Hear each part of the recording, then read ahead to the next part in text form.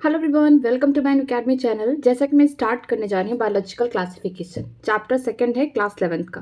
तो चलिए स्टार्ट करते हैं बायोलॉजिकल क्लासिफिकेशन, जिसके अंदर हम लोग किंगडम मोनेरा के बारे में पढ़ेंगे, प्रोटिस्टा के बारे में पढ़ेंगे, फंजाई के बारे में पढ़ेंगे, प्लांटी अनवेलिया के बारे में थोड़ा थोड़ा जब बस जनरल फीचर्स के बारे में उनके पढ़ेंगे। लास्ट में हम लोग वायरस, वायराइड्स और लाइकेंस के बारे में पढ़ेंगे। ठीक है, चलिए स्टार्ट करते हैं biological classification.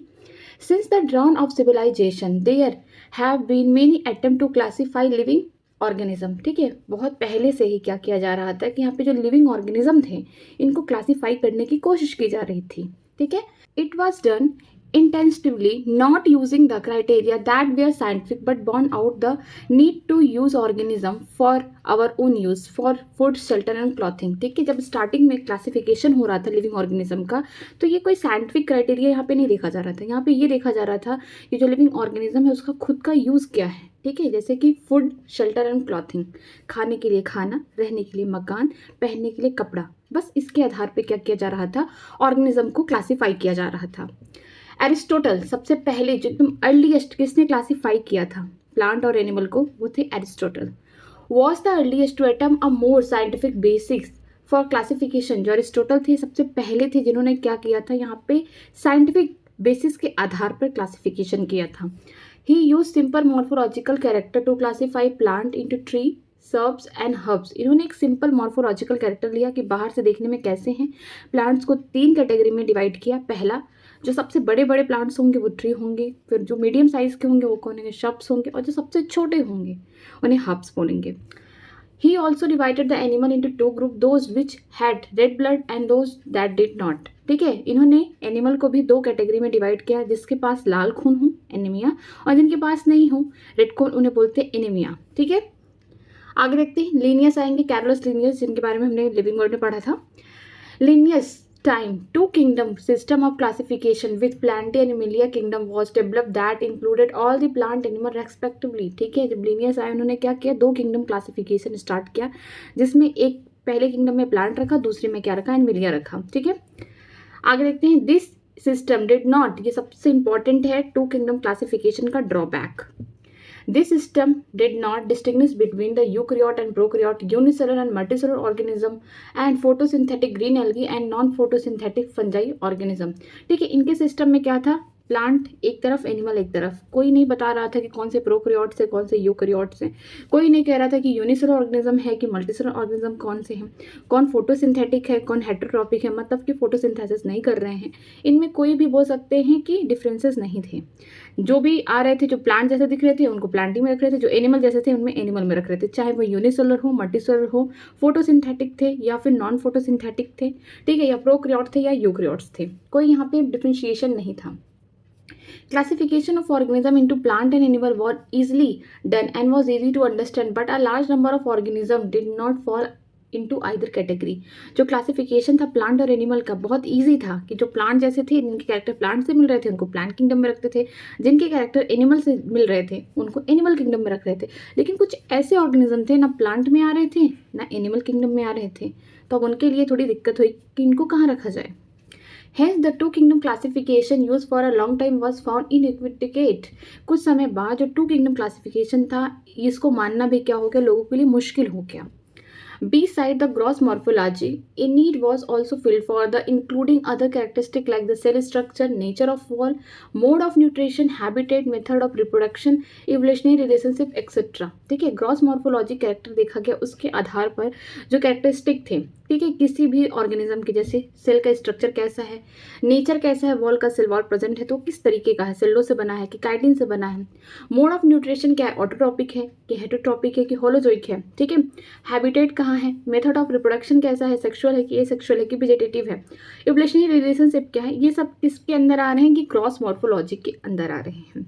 Classification system for a living organism have hence undergone several changes over the time। ठीक है, जो क्लासिफिकेशन सिस्टम था लिविंग ऑर्गेनिज्म का, जहाँ पे धीरे धीरे जैसे टाइम हो रहा था, जैसे जैसे लोग क्लासीफाई कर रहे थे, धीरे धीरे क्या हो रहा था, चेंज हो रहा था। सबसे पहले एरिस्टोटल आए, फिर 2 किंगडम क्लासिफिकेशन हुआ लिनियस के द्वारा, फिर 3 किंगडम होगा, 4 किंगडम, 5 किंगडम, 6 किंगडम, मतलब चेंज होता रहा टाइम टू टाइम। ठीक है, आगे देखते हैं। दो plant and animal and kingdom have been a constant under all the different systems. The understanding of what group organism be included under these kingdom have been changing. The number and the nature of other kingdom have also been understood differently by a different scientist over the time. चाहे कैसे भी kingdom आ गए 2, 3, 4, 5, 6, चाहे जिस तरीके से kingdom आ जाए, जो प्लांट किंगडम थे और एनिमल किंगडम ये दोनों क्या थे, कॉन्स्टेंट थे, मतलब हर क्लासिफिकेशन में ये प्रेजेंट थे। इसके अलावा ढेर सारे कुछ ऐसे भी किंगडम थे जिनके बारे में ना ही प्लांट किंगडम में आ रहे ना ही एनिमल किंगडम में आ रहे, बाद में उनको भी बोला गया कि क्लासीफाई किया गया। ठीक है, उनके बारे में different different scientist different time में क्लासीफाई करके बताएं।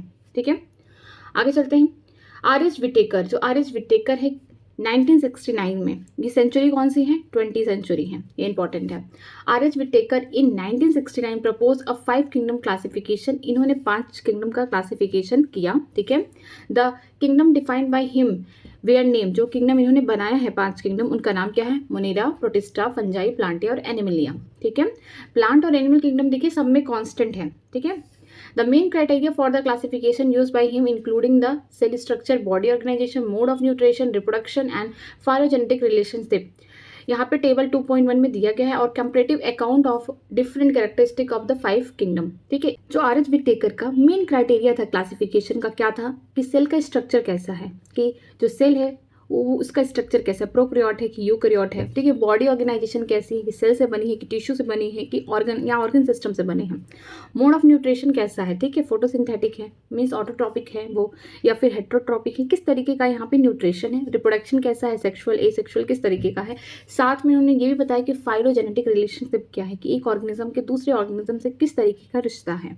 ठीक है, चलिए देखते हैं इस टेबल में।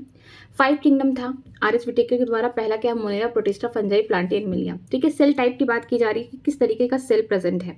सेल टाइप में देखेंगे जो मोनेरा है उसमें क्या है, प्रोकैरियोटिक है, मतलब इसका सेल के अंदर हम बोल सकते हैं जो न्यूक्लियस है उसके ऊपर कोई भी सेल मेम्ब्रेन नहीं पाई जाती, वेल डिफाइंड कोई भी न्यूक्लियस नहीं है, कोई भी यहाँ पे ऑर्गेनल भी नहीं प्रेजेंट है एक्सेप्ट 70s राइबोसोम को छोड़ के, जो यूकैरियोट और प्रोकैरियोट दोनों में कॉमन है। ठीक है, प्रोटिस्टा की बात करते हैं, फंजाई, प्लांटियन, एनिमलिया, ये सब क्या है, यूकैरियोटिक है, मतलब कि इनमें जो न्यूक्लियस है इनके ऊपर डबल मेम्ब्रेन पाए गए स्ट्रक्चर, साथ में जितने भी ऑर्गेनल्स हैं वो भी प्रेजेंट है। सेल वॉल की बात करेंगे अगर मोनेरा की, तो नॉन सेलुलोसिक है, मतलब कि सेलुलोज से बनी हुई नहीं है, किससे बनी हुई, पॉलीसेकेराइड और अमीनो एसिड से बनी हुई है, किसमें, मोनेरा में। बात करते हैं प्रोटिस्टा में, कुछ इसमें ऐसे ऑर्गेनिज्म है जिनके पास सेल वॉल है, कुछ के पास नहीं है। ठीक है, तो प्रेजेंट इन सम।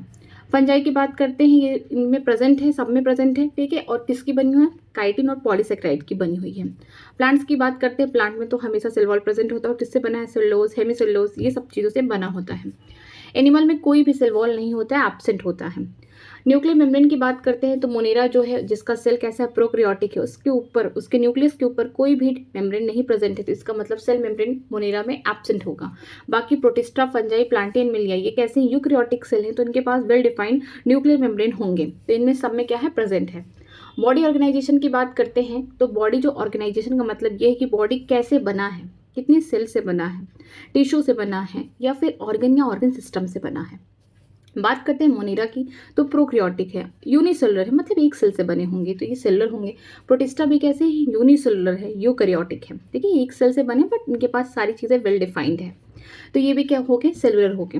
फंजाई की बात करेंगे, मल्टी सेलुलर है लेकिन लूज टिश्यू है, इनमें ढेर सारे सेल तो हैं बट टिश्यू कैसे हैं, लूज है, मतलब इनके बीच में बोल सकते हैं इंटरसेलुलर स्पेस पाए जाते हैं। प्लांट्स की बात करते हैं, ये टिश्यू और ऑर्गन से बने हुए हैं, टिश्यू है, टिश्यू ढेर सारे इकट्ठा हो जाएंगे तो ऑर्गन बना देंगे। लेकिन एनिमलिया की बात करते हैं तो टिश्यू, ऑर्गन, ऑर्गन सिस्टम भी हैं, हमारे पास ऑर्गन सिस्टम है। अगर हम बात करेंगे कि डाइजेस्टिव सिस्टम है, रिस्पायरेटरी सिस्टम है, एक्सक्रीटरी सिस्टम है, रिप्रोडक्टिव सिस्टम, ये सब क्या है, ऑर्गन सिस्टम है जो सिर्फ एनिमल्स में पाए जाते हैं। मोड ऑफ न्यूट्रिशन की बात करते हैं, अगर मोनेरा की बात करेंगे तो ऑटोट्रॉपिक है, मीन्स खुद खाना बनाएंगे। जैसे कीमोसिंथेटिक हो गए, केमिकल्स की प्रेजेंस में वो क्या करेंगे, एटीपी निकालेंगे, एनर्जी निकालेंगे, खाना बनाएंगे। फोटोसिंथेटिक का मतलब हो गया लाइट, सनलाइट की प्रेजेंस में क्या करेंगे, खाना बनाएंगे। हेट्रोट्रॉपिक का मतलब है कि दूसरे के ऊपर डिपेंड होंगे अपने फूड के लिए। जैसे सैप्रोफिटिक है, मीन्स जितने भी डेड डिकेइंग मैटर है उनके ऊपर डिपेंड होंगे वहाँ से न्यूट्रिशन लेने के लिए। पैरासिटिक है, मतलब कि किसी भी होस्ट के बॉडी पे रहेंगे, वहाँ से फूड और शेल्टर दोनों लेंगे। ठीक है, मतलब वो बीमारी कॉज करेंगे ये मोनेरा वाले मेंबर। बात करते हैं प्रोटिस्टा की, ये ऑटोट्रॉपिक होंगे कुछ, जैसे कि फोटोसिंथेसिस करेंगे। ठीक है, ऑटोट्रॉपिक में सिर्फ फोटोसिंथेटिक वाले, इनमें देखिए कीमोसिंथेटिक भी था, मीन्स केमिकल के भी प्रेजेंस में खाना बना लेते हैं मोनेरा वाले। ठीक है, और ये क्या है, हेटरोट्रॉपिक हैं, दूसरे पे भी डिपेंड होंगे खाने के लिए। फंजाई की बात करते हैं कि प्योरली क्या होंगे, हेटरोट्रॉपिक होंगे, ठीक है, खाना दूसरे से ही लेंगे, खुद तो बना ही नहीं सकते क्योंकि इनका जो बॉडी है इनमें बोल सकते हैं क्लोरोफिल प्रेजेंट नहीं होता, ठीक है। तो ये सेप्रोफिटिक होंगे, डेड डिकेइंग मैटर, आप जहाँ भी देखेंगे सड़े गले पदार्थ वहाँ पे ही देखेंगे फंगस का झुंड लगा हुआ होगा। साथ में ये पैरासिटिक है, मीन्स बीमारी भी कॉज करते हैं, अपने होस्ट के बॉडी पे आ जाएंगे, वहाँ से फूड लेंगे और शेल्टर लेंगे, दोनों ही काम करेंगे। प्लांट की बात करते हैं, ऑटोट्रॉपिक है, हम जानते हैं कि प्लांट एक ऐसा बोल सकते हैं सोर्स है एनर्जी का कि अगर प्लांट ना रहे तो कितने लोग बिना खाए मर जाएंगे, मीन्स कि जो जितना भी खाना है या फिर बोल सकते हैं कि CO2 जो फिक्सेशन है कहाँ से हो रहा है, प्लांट से हो रहा है। एनिमल की बात करते हैं, एनिमल क्या है, हेटरोट्रॉपिक है, कभी खाना बना नहीं सकता, खाना छीन सकता है दूसरों का। तो ये होलोजोइक है, मतलब हम कोई भी चीज़ खाते हैं तो हम उसको निगलते हैं, ठीक है। सेप्रोफिटिक है, मिस डेड डिकेइंग मैटर वाली चीज़ों भी खाते हैं, जैसे हम लोग फंजाई भी खा सकते हैं, मशरूम सबको पसंद होगा, तो क्या है वो सेप्रोफिटिक प्रोडक्ट है, तो उसको भी खा सकते हैं। आगे चलते हैं। The three domain system has also been proposed that divided the kingdom Monera into two domains, leaving the remaining eukaryote kingdom in the third domains and thereby six kingdom classification. You will learn about this system in detail to at higher classes. ठीक है, अब यहाँ पे 3 domain system आया, इसमें क्या होता है कि यहाँ पे 3 डोमेन सिस्टम है, मतलब कि 2 जो डोमेन होंगे उनमें कौन होंगे, किंगडम मोनेरा होंगे, लेकिन एक डोमेन सिस्टम में जितने भी यूकैरियोट होंगे वो होंगे, मीन्स 3 डोमेन सिस्टम इस तरीके से लिखिए, जिनमें से 2 क्या होंगे, मोनेरा होंगे, एक में आर्की होगा, दूसरे में क्या होगा, बैक्टीरिया होगा, और एक जो बचा है डोमेन उसमें कौन होंगे, उसमें सिर्फ यूकैरियोट्स होंगे, जितने भी ऑर्गेनिज्म आएंगे, ठीक है। इसी को कहते हैं 6 किंगडम क्लासिफिकेशन। इसको आप बड़े क्लास में पढ़ेंगे जब आप बड़े हो जाएंगे। Let us look at the 5 kingdom classification to understand the issues and concentration that influence the classification system. ठीक है, हम 5 kingdom classification के बारे में देखेंगे, कौन कौन से इश्यूज है, कौन कौन से कंसिडरेशन रखे गए हैं जो इन्फ्लुएंस करते हैं इस क्लासिफिकेशन को, मतलब अच्छा मानते हैं। Earlier classification system included bacteria, blue-green algae, fungi, mosses, fern, gymnosperm and angiosperm under the plantae. जब सबसे पहले स्टार्टिंग में क्लासिफिकेशन हुआ, मतलब कि 2 किंगडम क्लासिफिकेशन की बात कर रहा है कि प्लांट एनिमल में जितने भी बोल सकते हैं ऑर्गेनिज्म दिखे, जैसे बैक्टीरिया हो गया, ब्लू ग्रीन एल्गी कोई एल्गी नहीं, बस साइनोबैक्टीरिया है, ठीक है। फंजाई हो गया, मॉसेस हो गया, फर्न, जिम्नो एंजियोस्पर्म हो गया, इनको सबसे पहले कहाँ रखा गया, प्लांट वाले किंगडम में रखा गया। क्यों रखा गया, आप देखिए इसका reason. The character that unified this whole kingdom was that the all organism including had a cell wall in their cell.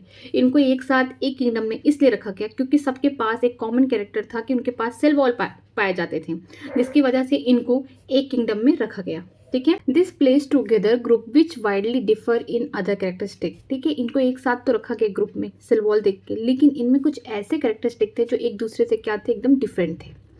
It brought together that the prokaryotic bacteria and the blue green algae cyanobacteria, देखिए यहाँ पे जो blue green algae उसका दूसरा नाम भी दे दिया गया है cyanobacteria, with the other group which were eukaryotic, ठीक है। यहाँ पे क्या देखा गया कि जो प्रोकैरियोटिक बैक्टीरिया है और साइनोबैक्टीरिया, फिर बोल सकते हैं ब्लू ग्रीन एल्गी, इनको किनके साथ रख दिया गया, इनको रख दिया गया यूकैरियोटिक जो ग्रुप के लोग थे उनके साथ रख दिया गया, ठीक है।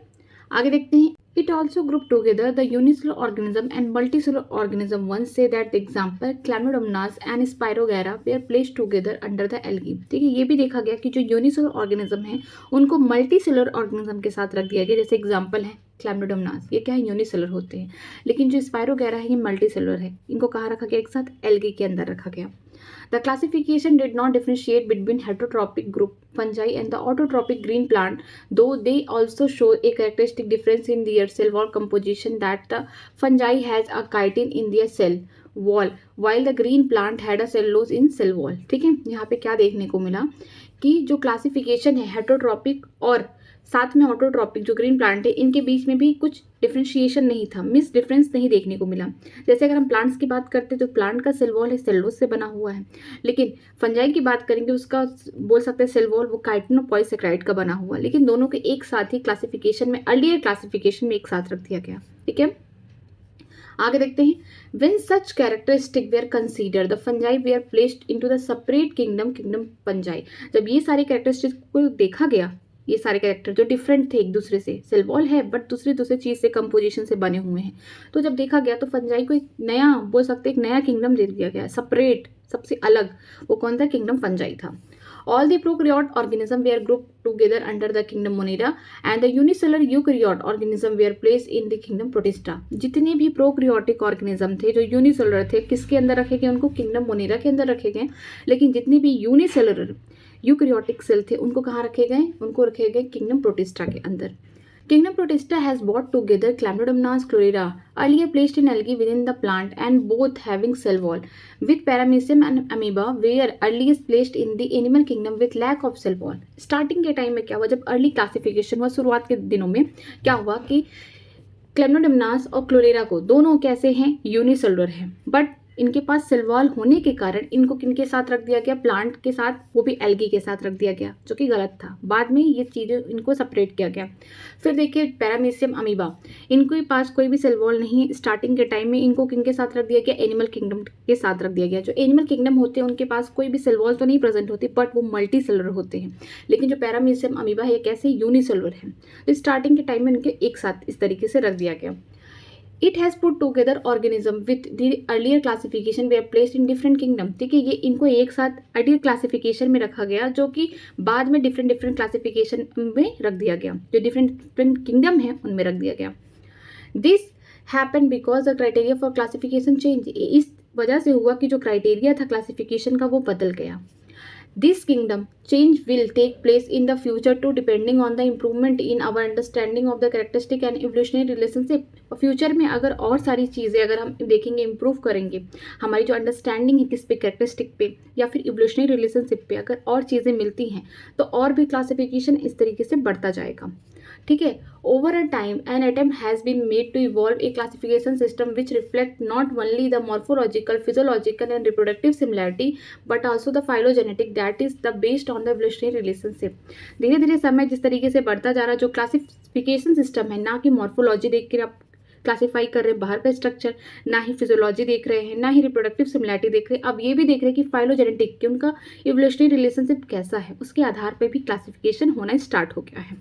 In this chapter we will study the characteristic of the kingdom Monera, Protista fungi of the Whittaker system of classification. The kingdom Plantae and Animalia commonly referred to as plant and animal kingdom respectively.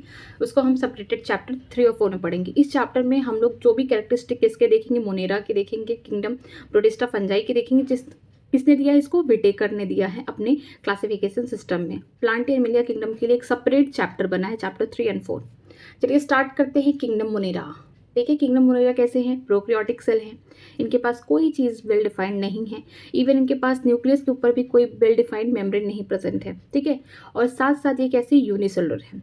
चलिए देखते हैं. Bacteria are the sole member of the kingdom Monera. जो bacteria है एक अकेले ही kingdom Monera का राजा है. ठीक है, they are the most abundant microorganism. ये सबसे ज़्यादा अबेंडेंट का मतलब कि ज़्यादा मात्रा में पाए जाते हैं. माइक्रो ऑर्गेनिज्म का मतलब ऐसे ऑर्गेनिज्म जिनको हम अपनी आंखों से नेक्ड आई से नहीं देख सकते हैं. Bacteria occur almost everywhere. Bacteria हर जगह पाए जाते हैं, सर्वव्यापी होते हैं. 100 of the bacteria are present in handful of the soil. अगर आप एक मुट्ठी क्या लेने, सॉइल उठाए, मिट्टी उठाए, उसमें 100 ऑफ बैक्टीरिया प्रेजेंट होंगे.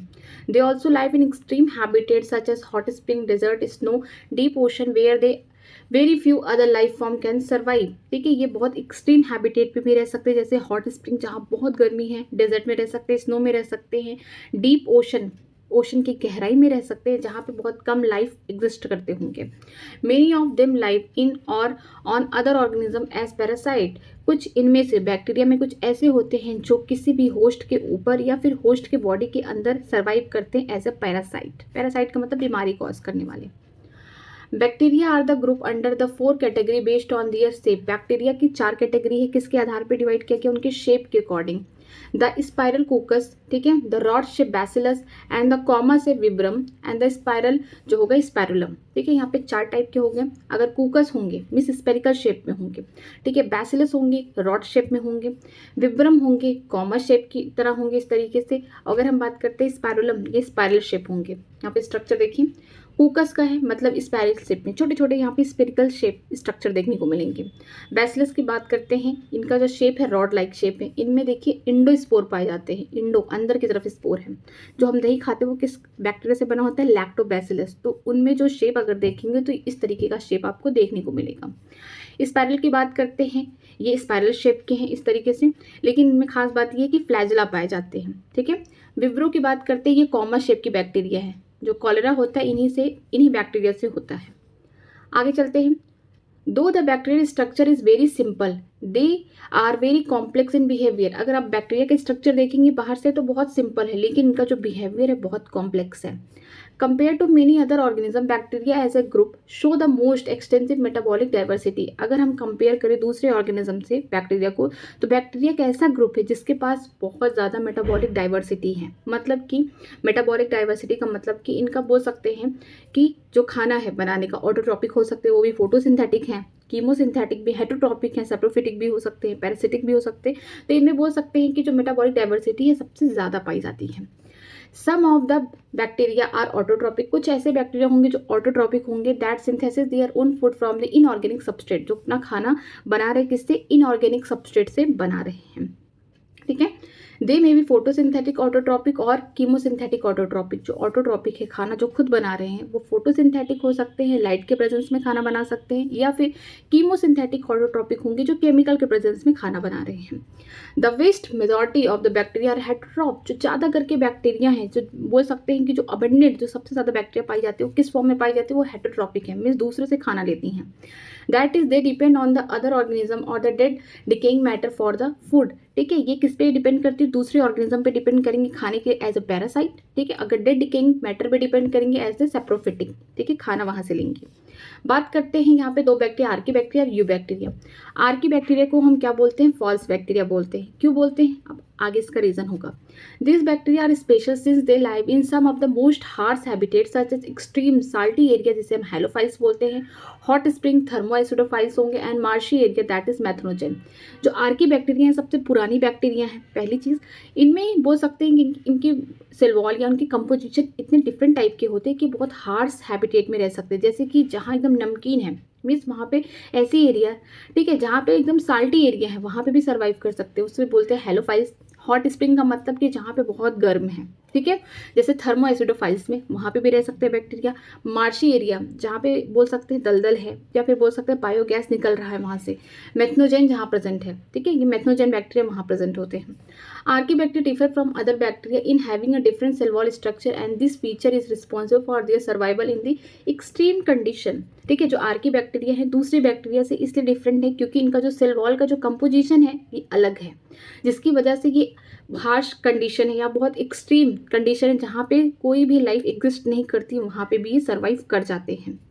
Methanogen are the present in the gut of the severe ruminant animals such as cow and buffalo, and they are responsible for the production of methane biogas from the dung of these animal. ठीक है, जो मैथनोजेन bacteria हैं ये ruminant animal के गट में पाए जाते हैं। क्यों पाए जाते हैं, अब रूमिनेंट एनिमल क्या है पहले वो देखिए, जैसे कि काऊ हो गया, बफेलो हो गया, ठीक है, उनके गट में पाए जाते हैं, ताकि ये रिस्पॉन्सिबल होते हैं, जो गोबर वगैरह जो काऊ बफेलो करते हैं उनमें से कुछ अजीब सा स्मेल जो आता है वो क्या है, वो मीथेन है, वो बायोगैस है। किसकी वजह से हो रहा है, ये मैथनोजेन बैक्टीरिया उनके गट में प्रेजेंट होती हैं, जिसकी वजह से जब वो अपना खाना डाइजेस्ट करते हैं, जब वो अपना सेलुलोज डाइजेस्ट करते हैं, उस टाइम ये बैक्टीरिया भी क्या करती है, वो उनके सेलुलोज को डाइजेस्ट करने में हेल्प करती है। जब वो अपना एक्सक्रीट करते हैं, मिस निकालते हैं गोबर, ठीक है, तो क्या होता है, काऊ डंक में ही, या बोल सकते हैं जो भी डंक निकालते हैं उनमें से कुछ गैस रिलीज होता है, मीथेन गैस या बायोगैस। मीथेन इसलिए बोला गया है क्योंकि बायोगैस का जो मेजर कंपोनेंट है वो कौन है, मीथेन है। ठीक है, किसकी वजह से हो रहा है, ये मैथनोजेन की वजह से हो रहा है।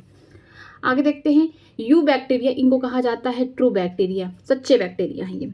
There are thousand of different eubacteria और द ट्रू बैक्टीरिया, यहाँ पे हजारों डिफरेंट टाइप के यू बैक्टीरिया आपको देखने को मिलेंगे या ट्रू बैक्टीरिया देखने को मिलेंगे। They are characterize by the presence of the rigid cell wall and if motile a flagellum. ठीक है, इनके पास भी क्या पाया जाता है, रिजिड सेल वॉल पाया जाता है बाहर। ठीक है, अगर ये मोटाइल है तब जाके इनके पास फ्लैजेला होगा, नहीं तो नहीं होगा। फ्लैजेला का काम क्या है, लोकोमोशन कराना।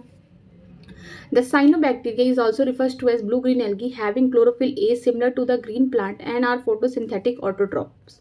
ठीक है, जो साइनोबैक्टीरिया है इसका दूसरा नाम क्या है, ब्लू ग्रीन एल्गी है। स्टार्टिंग में जब अर्ली क्लासिफिकेशन हुआ तो इसके ऊपर भी सेल वॉल देखा गया, इसको कहाँ रख दिया गया, एल्गी वाले कंपोनेंट पे रख दिया गया, प्लांट किंगडम के, लेकिन ये रॉन्ग था। ये क्या है, साइनोबैक्टीरिया या फिर ब्लू ग्रीन एल्गी एक बैक्टीरिया है। ठीक है, इनके पास क्या पाया जाता है, क्लोरोफिल ए पाया जाता है, जो कि सिमिलर होता है, जो हायर प्लांट है जो फोटोसिंथेसिस करते हैं उनसे ये क्लोरोफिल ए सिमिलर है, मिलता है, इसीलिए कैसे होते हैं, फोटोसिंथेटिक ऑटोट्रॉप होते हैं, मतलब कि सनलाइट के प्रेजेंस में खाना अपना खुद बना लेते हैं।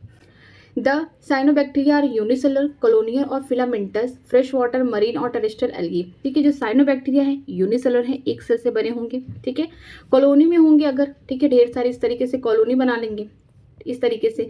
फिलामेंटस स्ट्रक्चर, ये वाला देखिए फिलामेंटस स्ट्रक्चर है, इस तरीके से हो सकते हैं। ये फ्रेश वाटर में भी पाए जाते हैं, साथ में मरीन वाटर में पाए जाते हैं, टेरेस्ट्रियल एल्गी हैं, जमीन पे भी इनको देखा जाता है। ठीक है, the colony are generally surrounded by gelatinous sheath, जो कॉलोनी के फॉर्म में होंगे। ठीक है, इस तरीके से इनके ऊपर कुछ कवरिंग होगी। ठीक है, किसकी होगी? जेनेटिलियस सीड की होगी।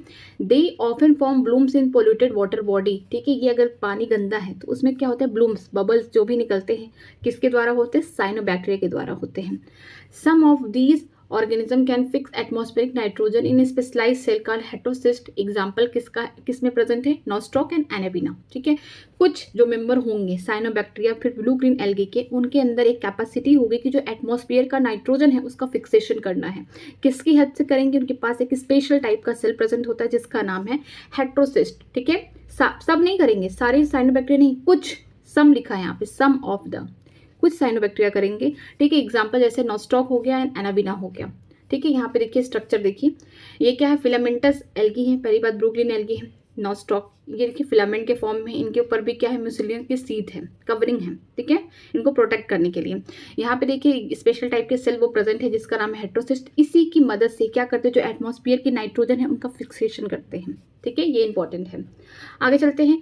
कीमोसिंथेटिक ऑटोट्रॉपिक, यहाँ पे केमिकल की मदद से बैक्टीरिया क्या करेगी? अपना खाना बनाएगी। ठीक है, chemosynthetic autotrophic bacteria oxidise the various inorganic substance such as the nitrate, nitrides, ammonia and use the released energy for the ATP production. जो कीमोसिंथेटिक ऑटोट्रॉपिक होता है, बैक्टीरिया क्या करता है? ऑक्सीडाइज करता है, यहाँ पे ऑक्सीडेशन करता है, जिसकी वजह से जो इनऑर्गेनिक सब्सटेंस है लाइक नाइट्रेट, नाइट्राइड, अमोनिया है, इनका क्या करता है? ऑक्सीडाइज करके इनमें से एटीपी निकालता है एज ए एनर्जी सोर्स। ठीक है, they also play a great role in recycling the nutrient cycle like nitrogen, phosphorus, iron, sulphur. ठीक है, इनका दूसरा रोल ये भी है कि जो रिसाइकलिंग न्यूट्रिएंट, कुछ न्यूट्रिएंट की रिसाइकलिंग करनी पड़ती है। ठीक है, तो इनमें भी क्या करते हैं? इनका अच्छा सा योगदान होता है, जैसे कि किसकी? नाइट्रोजन हो गया, फॉस्फोरस हो गया, आयरन हो गया और सल्फर हो गया। इन चारों की जो भी साइक्लिंग है, साइक्लिंग है जो, इनको क्या करते हैं? ये उसको रिसाइकिल करते हैं, इस न्यूट्रिएंट को क्या करते हैं? अच्छे से फिक्सेशन करते हैं। सॉइल के अंदर प्रेजेंट होते हैं बैक्टीरिया, इजीली हमको पता है। और जब भी ये सारे नाइट्रोजन, फॉस्फोरस, आयरन, सल्फर की जब साइकिल चलती है, ठीक है, तो क्या होते हैं? इनमें इनका बहुत अच्छा योगदान होता है। आगे देखते हैं हेटेरोट्रॉपिक बैक्टीरिया के बारे में, जो क्या करते हैं? दूसरों से खाना लेंगे हम। Heterotrophic bacteria are the most abundant in nature. सबसे ज्यादा अगर कोई बैक्टीरिया पाई जाती है तो वो हेटेरोट्रॉपिक होते हैं, बहुत अबंडेंट नेचर में पाए जाते हैं। मीन्स कि नेचर में बोल सकते हैं कि सबसे ज्यादा अगर कोई बैक्टीरिया हो तो हेटेरोट्रॉपिक है। The majority are the important decomposer. जो मेजर यहाँ पे जो हेटेरोट्रॉपिक बैक्टीरिया में जो मेजर काम क्या है? इनका काम किस तरीके से ये पाए जाते हैं, किस फॉर्म में पाए जाते हैं? एज अ डिकम्पोजर के फॉर्म में पाए जाते हैं। Many of them have significant impact on the human affairs. कुछ का ह्यूमन अफेयर मीन्स ह्यूमन के काम में, उनके कल्याण में कुछ का योगदान है। They are helpful in making curd from the milk, production of antibiotic, fixing nitrogen in legume root etcetera. ठीक है, जैसे कि अब योगदान देखिए जो हेटेरोट्रॉपिक बैक्टीरिया, पहला जैसे हम दूध से क्या बनाते हैं? दही बनाते हैं, तो किसकी मदद से होता है? हेटेरोट्रॉपिक बैक्टीरिया की मदद से होता है। इसका मतलब कि जो लैक्टोबैसिलस है वो किस तरीके का बैक्टीरिया है? वो हेटेरोट्रॉपिक बैक्टीरिया है। समझ आया? फिर प्रोडक्शन ऑफ एंटीबायोटिक, जो भी एंटीबायोटिक बनती है, ठीक है, अगर बैक्टीरिया से बन रही है वो भी क्या? हेटेरोट्रॉपिक बैक्टीरिया की हेल्प से हो रही है। यहाँ पे फिक्सेशन किया जा रहा है नाइट्रोजन का, किसके पास? लिग्नस रूट के पास। ठीक है, जो दाल वाली या बोल सकते हैं जो मटर है, ये जो दाल वाले पौधे होते हैं उनके रूट में क्या होता है? नाइट्रोजन का जो फिक्सेशन होता है किसके थ्रू होता है? हेटेरोट्रॉपिक बैक्टीरिया के थ्रू होता है। जैसे एग्जाम्पल बता दूं, राइजोबियम। ठीक है, some are the pathogen causing the damage to the human being, crop, farm animal and pet. Cholera, typhoid, tetanus, citrus canker were known disease caused by different bacteria. कुछ इनमें से भी जो हेटेरोट्रॉपिक बैक्टीरिया, इनमें से कुछ क्या होती हैं? बीमारी कॉज करती हैं, जैसे ह्यूमंस को भी बीमारी कॉज करती हैं। ठीक है, डैमेज करेंगे, क्रॉप में भी बीमारी कॉज करेंगे, फॉर्म, एनिमल, पेट, जो भी पालतू जानवर हैं या फिर जो जानवर का इस्तेमाल किया जाता है एग्रीकल्चर में, उनमें भी बैक्टीरिया के थ्रू बीमारी होती है, वो भी हेटेरोट्रॉपिक। ठीक है, कॉलेरा, टाइफाइड, टेटनस, जो सिट्रस कैंकर है, ये सारी जो बैक्टीरिया है, कौन सी बैक्टीरिया? हेटेरोट्रॉपिक बैक्टीरिया है। कॉलेरा भी हेटेरोट्रॉपिक बैक्टीरिया से हो रही है, टाइफाइड भी हेटेरोट्रॉपिक बैक्टीरिया से हो रही है। जितनी भी बीमारियां दी गई हैं बैक्टीरिया से, हेटेरोट्रॉपिक बैक्टीरिया के थ्रू हो रही हैं। आगे देखते हैं, bacteria reproduce mainly by fission. अगर बैक्टीरिया अपना रिप्रोडक्शन करेगा तो मेनली किसके थ्रू करेगा? फिजन, मतलब कि एक बैक्टीरिया का सेल है, आगे चल के डिवाइड हो जाएंगे, 2 टुकड़े में बढ़ जाएंगे तो सेल में डिवाइड हो जाएंगे। ठीक है। Some time under unfavourable condition they produce spore. जब कंडीशन अच्छी नहीं रहती, एडवर्स कंडीशन है, तो क्या बनाते हैं, ये स्पोर बनाते हैं अनफेवरेबल कंडीशन में। अगर फेवरेबल है तो वो तो सीधे बाइनरी फ्यूजन कर लेंगे। ठीक है, 2 इक्वल हाफ में डिवाइड हो जाएंगे बैक्टीरिया के सेल। लेकिन अगर कंडीशन अच्छी नहीं है तो यहाँ पे क्या करेंगे, प्रोड्यूस करेंगे, स्पोर्स को बनाएंगे। They also reproduce by the short of sexual reproduction by adopting a primitive type of DNA transfer from one bacterium to other। ठीक है, इसके अलावा ये रिप्रोड्यूस कैसे करते हैं कि सेक्सुअल रिप्रोडक्शन जैसा है, शॉर्ट ऑफ सेक्सुअल रिप्रोडक्शन के जैसा, नॉट अ सेक्सुअल रिप्रोडक्शन, उसके जैसा। हम जानते हैं कि जब सेक्सुअल रिप्रोडक्शन होता है तो पहले ही क्या होता है, डीएनए वगैरह बन जाते हैं, न्यूक्लियस का डिवीजन हो जाता है, सब कुछ हो जाता है यहाँ पे। तो इस तरीके से क्या होगा, जब कोई बैक्टीरिया दूसरे से अपना, यहाँ पे देखिए जेनेटिक मटेरियल यहाँ से एक्सचेंज कर रही है। ठीक है, तो किस तरीके से करेगी, जो भी यहाँ पे डीएनए का रेप्लिकेशन होगा, जब भी बैक्टीरिया अपने आप को sexual reproduction, short of sexual reproduction करने वाली होगी, उससे पहले उसके बॉडी में या फिर उसके सेल में क्या होता है, बैक्टीरिया डीएनए का रेप्लिकेशन 2 बार कर ली होगी, मीन्स यहाँ पे रेप्लिकेट करके 2 डीएनए बना ली होगी। फिर क्या होता है, जब 2 बैक्टीरिया पास आएंगे तो अपना जेनेटिक मटेरियल क्या कर लेंगे, शेयर कर लेंगे। जैसे यहाँ पे स्ट्रक्चर बना है, देखिए ये डिवाइडिंग बैक्टीरिया, एक बैक्टीरिया अपने आप को जब डिवाइड कर रही है, बाहर क्या है, सेल वॉल है, हम तो जानते हैं बैक्टीरिया के ऊपर क्या होता है, सेल वॉल होता है। फिर उसके अंदर सेल मेम्ब्रेन है, यहाँ पे देखिए डीएनए है, एक डीएनए है। जब एक मान लीजिए नॉर्मल ये फ्यूजन हो रहा है, ठीक है, तो यहाँ पे एक बैक्टीरिया उसने अपने आप को डिवाइड करने की कोशिश की, तो उससे पहले उसको क्या करना पड़ेगा, जो भी डीएनए उसका कंटेंट डबल कर देना पड़ेगा। ठीक है, जब वो डिवाइड करेगी तो हाफ क्या होगा, कंटेंट दोनों ही सेल में क्या हो जाएंगे, डिवाइड हो जाएंगे। नेक्स्ट चलते हैं, नेक्स्ट बहुत इंपॉर्टेंट है। ठीक है, माइकोप्लाज्मा। माइकोप्लाज्मा किसके अंदर आ रहे हैं, बैक्टीरिया के अंदर आ रहे हैं, मतलब कि हम बोल सकते हैं कि मोनेरा में आ रहे हैं, और eubacteria means monera kingdom के हैं। ये देखिए, the mycoplasma are the organism that completely lack of cell wall. सबसे बड़ी बात कि जितने बैक्टीरिया हैं सबके पास सेल वॉल है एक्सेप्ट माइकोप्लाज्मा। माइकोप्लाज्मा को छोड़ दिया जाए तो सबके पास सेल वॉल है। तो ये ऐसे ऑर्गेनिज्म होते हैं जिनके पास कोई भी सेल वॉल प्रेजेंट नहीं होता है। They are the smallest living cell known and can survive without oxygen. जो माइकोप्लाज्मा है सबसे स्मॉलेस्ट लिविंग सेल है, मतलब कि सबसे छोटे जिंदा सेल है। ठीक है, और ये बिना ऑक्सीजन के भी रह सकते हैं। ऑक्सीजन है तो भी ठीक है, नहीं है तब भी जी सकते हैं, मतलब कि सबसे छोटे एक तो लिविंग सेल हैं। ठीक है, ऊपर से ऑक्सीजन है तो भी जिंदा है, नहीं भी है तो भी जिंदा है, मतलब अमर है ये। Many mycoplasma are pathogenic in animal and plant. बहुत सारे जो माइकोप्लाज्मा है बीमारी कॉज करते हैं प्लांट एनिमल दोनों में। ठीक है, अब चलिए स्टार्ट करते हैं किंगडम प्रोटिस्टा। हम जानते हैं किंगडम प्रोटिस्टा कैसे होते हैं, यूनिसेलुलर होते हैं, मतलब इनकी बॉडी में एक सेल पाए जाते हैं और यूकैरियोटिक है। इनके पास भगवान की दया से पहली बार न्यूक्लियस के ऊपर अच्छे खासे मेम्ब्रेन आ गए। ठीक है, और जितने भी एसेंशियल ऑर्गेनल्स हैं सब प्रेजेंट हो गए। तो चलिए स्टार्ट करते हैं इसको। All the single cell eukaryote are present under the protista, but the boundaries of this kingdom are not well defined। कि जितनी भी सिंगल सेल यूकैरियोट्स हैं कहाँ पे आके ठहरेंगे या रुकेंगे, अंदर, किसके अंडर, प्रोटिस्टा के अंदर। लेकिन जो इसकी बाउंड्री है, जो इस किंगडम की बाउंड्री है वो वेल डिफाइंड नहीं है, किसी को भी लाके इनके अंदर रख दिया जा रहा है। What may be photosynthetic protistan to a biologist may be plant to another। ठीक है, जो फोटोसिंथेटिक प्रोटिस्टान है, मतलब कि जो प्रोटिस्टा के कुछ मेंबर होंगे फोटोसिंथेटिक होंगे, मतलब कि लाइट के प्रेजेंस में खाना बनाएंगे। ठीक है, बायोलॉजिस्ट बताते हैं ये प्लांट से भी अलग है। In this book we include chrysophytes, dinoflagellate, euglenoids, slime moulds and protozoan under the protista. Protista के अंदर यहाँ पे 5 ग्रुप को देखेंगे, जैसे होंगे पहले क्राइसोफाइट्स होंगे, डाइनोफ्लैगेलेट, यूक्लिनॉइड्स, स्लाइम माउल्स होंगे, प्रोटोजोन किसके अंदर देखेंगे, प्रोटिस्टा के अंदर देखेंगे। Member of protista are primarily aquatic. जो मेंबर होंगे प्रोटिस्टा के कहाँ होंगे, पानी में रहने वाले होंगे। इनका जो पहला प्रेफरेंस होगा हैबिटेट का, कहाँ रहेंगे, जल में रहेंगे। जल है तो कल है इनको ये लगता है।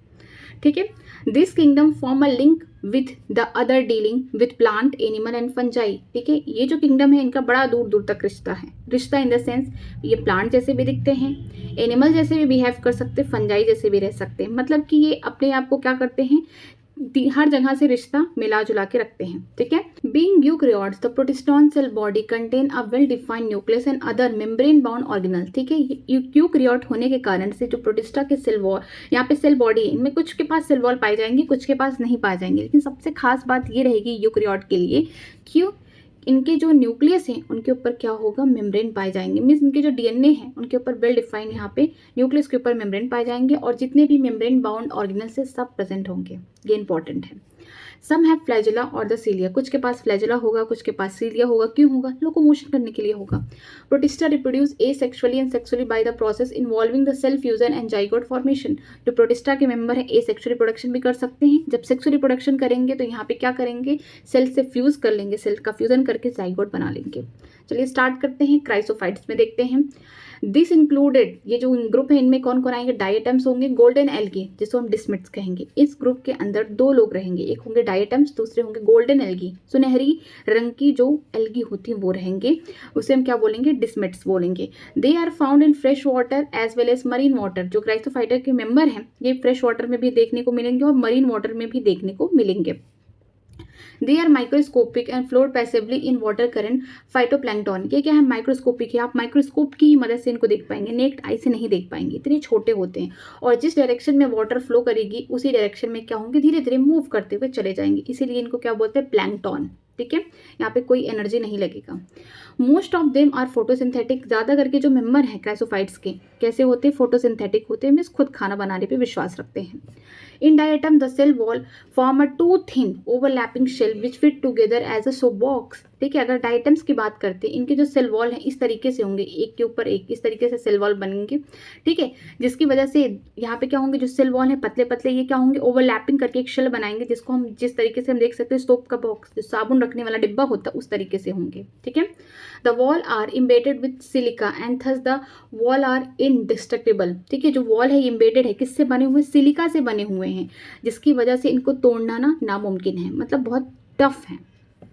Thus, diatoms have left behind a large amount of cell wall deposit in their habitat. This accumulation over billion of years refers to as a diatomaceous earth. ठीक है, जहाँ पे भी डायटम्स रहते हैं वहाँ पे धीरे धीरे धीरे धीरे धीरे धीरे डिपोजिशन हो जाएगा किसका? इनके वॉल का, जो भी इनका सेल वॉल है या जो सिलिका से बना हुआ वॉल है उनका डिपोजिशन हो जाएगा उनके हैबिटेट में। कब तक? अगर बिलियंस ऑफ ईयर वहाँ से बोल सकते हैं कि स्पेंड हो गए हैं, ख़त्म हो चुके हैं, तो आप देखेंगे उस एरिया में जहाँ पे ढेर सारे आइटम्स रहते थे कभी, वहाँ पे डायटमेसियस अर्थ बन गया है। Being gritty this soil is use for polishing filtration of oil and syrup. ठीक है, ये जो सॉइल है या बोल सकते हैं जो डायटमेसियस अर्थ है कैसे? ग्रिटी है, मतलब कि खुरदुरे हैं, मतलब रफ हैं, हाथ में लेंगे तो थोड़े चिबेंगे, इस टाइप के होंगे। इनका मेन काम क्या है? पॉलिशिंग करना, filtration of oil and syrup. ठीक है, फिल्ट्रेशन करना ऑयल और सिरप का। Diatoms are the chief producer in the ocean. जो डायटम्स होंगे ये सबसे ज़्यादा चीप प्रोड्यूसर होंगे, मीन्स इनका जो प्रोडक्शन होगा ओशन में सबसे ज़्यादा होगा। नेक्स्ट चलते हैं डाइनोफ्लैजलेट। नाम से लग रहा है डाइनो, मतलब इनके पास दो फ्लैजला होने वाले हैं। ठीक है, these organism are mostly marine and photosynthetic. ये जो ऑर्गेनिज्म होंगे ये कैसे होंगे? मरीन होंगे, मतलब कि मराइन इन्वायरमेंट में रहेंगे। इसके अलावा फोटोसिंथेटिक है, खुद खाना बनाएंगे, वो भी लाइट के प्रेजेंस में। They appear yellow, green, brown, blue और red depending on the main pigment present in their cell. ठीक है, इनका जो कलर होगा किसके अकॉर्डिंग होगा? कि जो मेन पिगमेंट इनके जो मेन सेल पे अगर प्रेजेंट है, येलो हो गया, ग्रीन, ब्राउन, ब्लू, रेड, तो इनका कलर उस टाइप का होगा। लूडो सबने खेला है, वहाँ पे green, red, yellow, blue colour होते हैं। मन में एक और ऐड कर लीजिए, ब्राउन। तो ये जो पांचों कलर हैं इनके अगर मेन पिगमेंट होंगे, इनके अगर सेल में प्रेजेंट होंगे उसी कलर के दिखेंगे। ठीक है, the cell wall has stiff cellulose plate on the outer surface. जो सेल वॉल है उनके पास एक स्टिफ, मान लीजिए स्ट्रक्चर इनके ऊपर क्या होगा? बाहर की तरफ एक स्टिफ प्लेट होगा जो कहाँ प्रेजेंट है? आउटर सरफेस पे प्रेजेंट है। एक कठोर सा क्या होगा? सेलुलोज का प्लेट बना होगा। Most of them have two flagella, one lies longitudinally and other transversely in the furrow between the wall plate. ठीक है, मोस्ट ऑफ देम मतलब कि ज़्यादा करके जो डाइनोफ्लैजलेट होंगे उनके पास किस तरीके का फ्लैजला पाया जाएगा? एक जो होगा लॉन्गिट्यूडनल होगा ऊपर की तरफ, एक कैसा होगा? ट्रांसवर्स होगा। ठीक है, कहाँ से निकला हुआ है? जो सेल वॉल है, ठीक है, जो बाहर का सेल वॉल है या फिर बोल सकते हैं जो वॉल का जो प्लेट है वहाँ पे गैप होगा, फैरो होगा, जगह होगा जहाँ से क्या निकलेंगे? फ्लैजला। ये स्ट्रक्चर देखिए डाइनोफ्लैजलेट का है। ठीक है, ये देखिए यहाँ पे वॉल में क्या है? प्लेट्स हैं, ये जगह खाली है, तो इनमें से एक लंबा सा फ्लैजला निकल रहा है, एक इस तरीके से निकलेगा। एक क्या होगा? लॉन्गिट्यूडनल होगा, एक ट्रांसवर्स होगा। अगर प्रेजेंट होंगे तब, मोस्ट ऑफ देम में तो होते ही हैं, ज़्यादा करके में होते हैं। Very often, red dinoflagellate, example gonads, undergoes such a rapid multiplication that make the sea appear to be red or reptiles. ठीक है, ज़्यादा करके जो डाइनोफ्लैजलेट होंगे जैसे कि गोनैक्स की बात करते हैं, ये क्या करते हैं? रैपिडली मल्टीप्लाई करते हैं, खुद को डिवाइड करते रहते हैं, जिसकी वजह से जो समुद्र है वो लाल दिखने लगता है।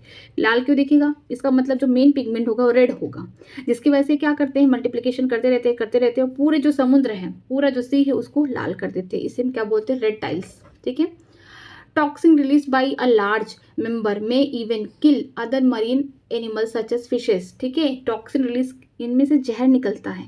ठीक है, और ये लार्ज नंबर ऑफ जो भी ऑर्गेनिज्म प्रेजेंट होंगे समुद्र के अंदर, उनके ऊपर इसका गलत इम्पैक्ट जाता है। क्या होता है, जो मरीन एनिमल्स होंगे लाइक फिश, इन लोग की क्या हो जाएगी, डेथ हो जाएगी। जो भी टॉक्सिन रिलीज कहाँ से होगा, मान लीजिए समुद्र, इसके ऊपर क्या ढेर सारे यहाँ पे डायनोफ्लैजिलेट ने अपना मल्टीप्लिकेशन कर लिया, पूरा कवर कर लिया है। ठीक है, रेड से अंदर भी तो ऑर्गेनिज्म होंगे, मरीन ऑर्गेनिज्म जैसे फिश, यहाँ से कुछ टॉक्सिन रिलीज होगा, अंदर जाएगा और उनकी क्या हो जाएगी, हत्या हो जाएगी। आगे देखते हैं euglenoids. Majority of them are fresh water organism found in stagnant water. ठीक है, यूक्लिनॉइड्स में क्या होता है कि जो ऑर्गेनिज्म होंगे इसमें, यूक्लिना वगैरह जो होंगे, वो फ्रेश वाटर में पाए जाएंगे। साथ में अगर ठहरा हुआ पानी है, स्टेंजेंट वाटर है, बारिश हुआ पानी रुका हुआ, वहाँ पे भी यूक्लिना आप देख सकते हैं। Instead of cell wall they have a protein rich layer called pellicle which make their body flexible. देखिए, इनके पास सेल वॉल नहीं पाए जाते, उसकी जगह इनके जो बाहर कवरिंग है वहाँ पे प्रोटीन पाई जाती है, प्रोटीन रिच लेयर है, उसको हम पेलिकल कहते हैं, जो कि क्या होता है, इनकी बॉडी को फ्लेक्सिबल बनाता है। ठीक है, they have 2 flagella, A short and 1 long. इनके पास भी 2 फ्लैजिला पाए जाते हैं, एक लंबा होगा, लॉन्ग होगा, दूसरा शॉर्ट होगा।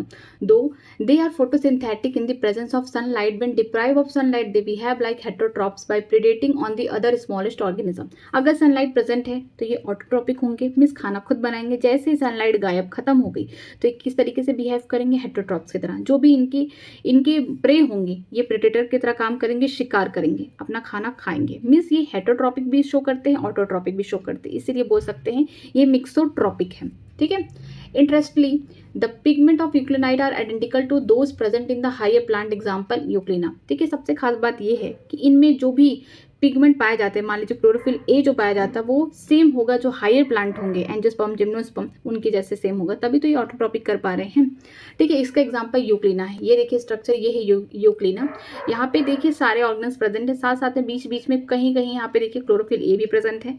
इनमें 2 फ्लैजिला पाई जाती है, एक शॉर्ट है, दूसरा लॉन्ग है। ठीक है, जब सनलाइट रहेगा तो खाना खुद बनाएंगे, जैसे सनलाइट गया तो ये क्या करेंगे, प्रेडेटर की तरह काम करने लगेंगे, अपने प्रे को क्या करेंगे, प्रेडेट करेंगे। ठीक है, प्रेडेटर की तरह काम करेंगे।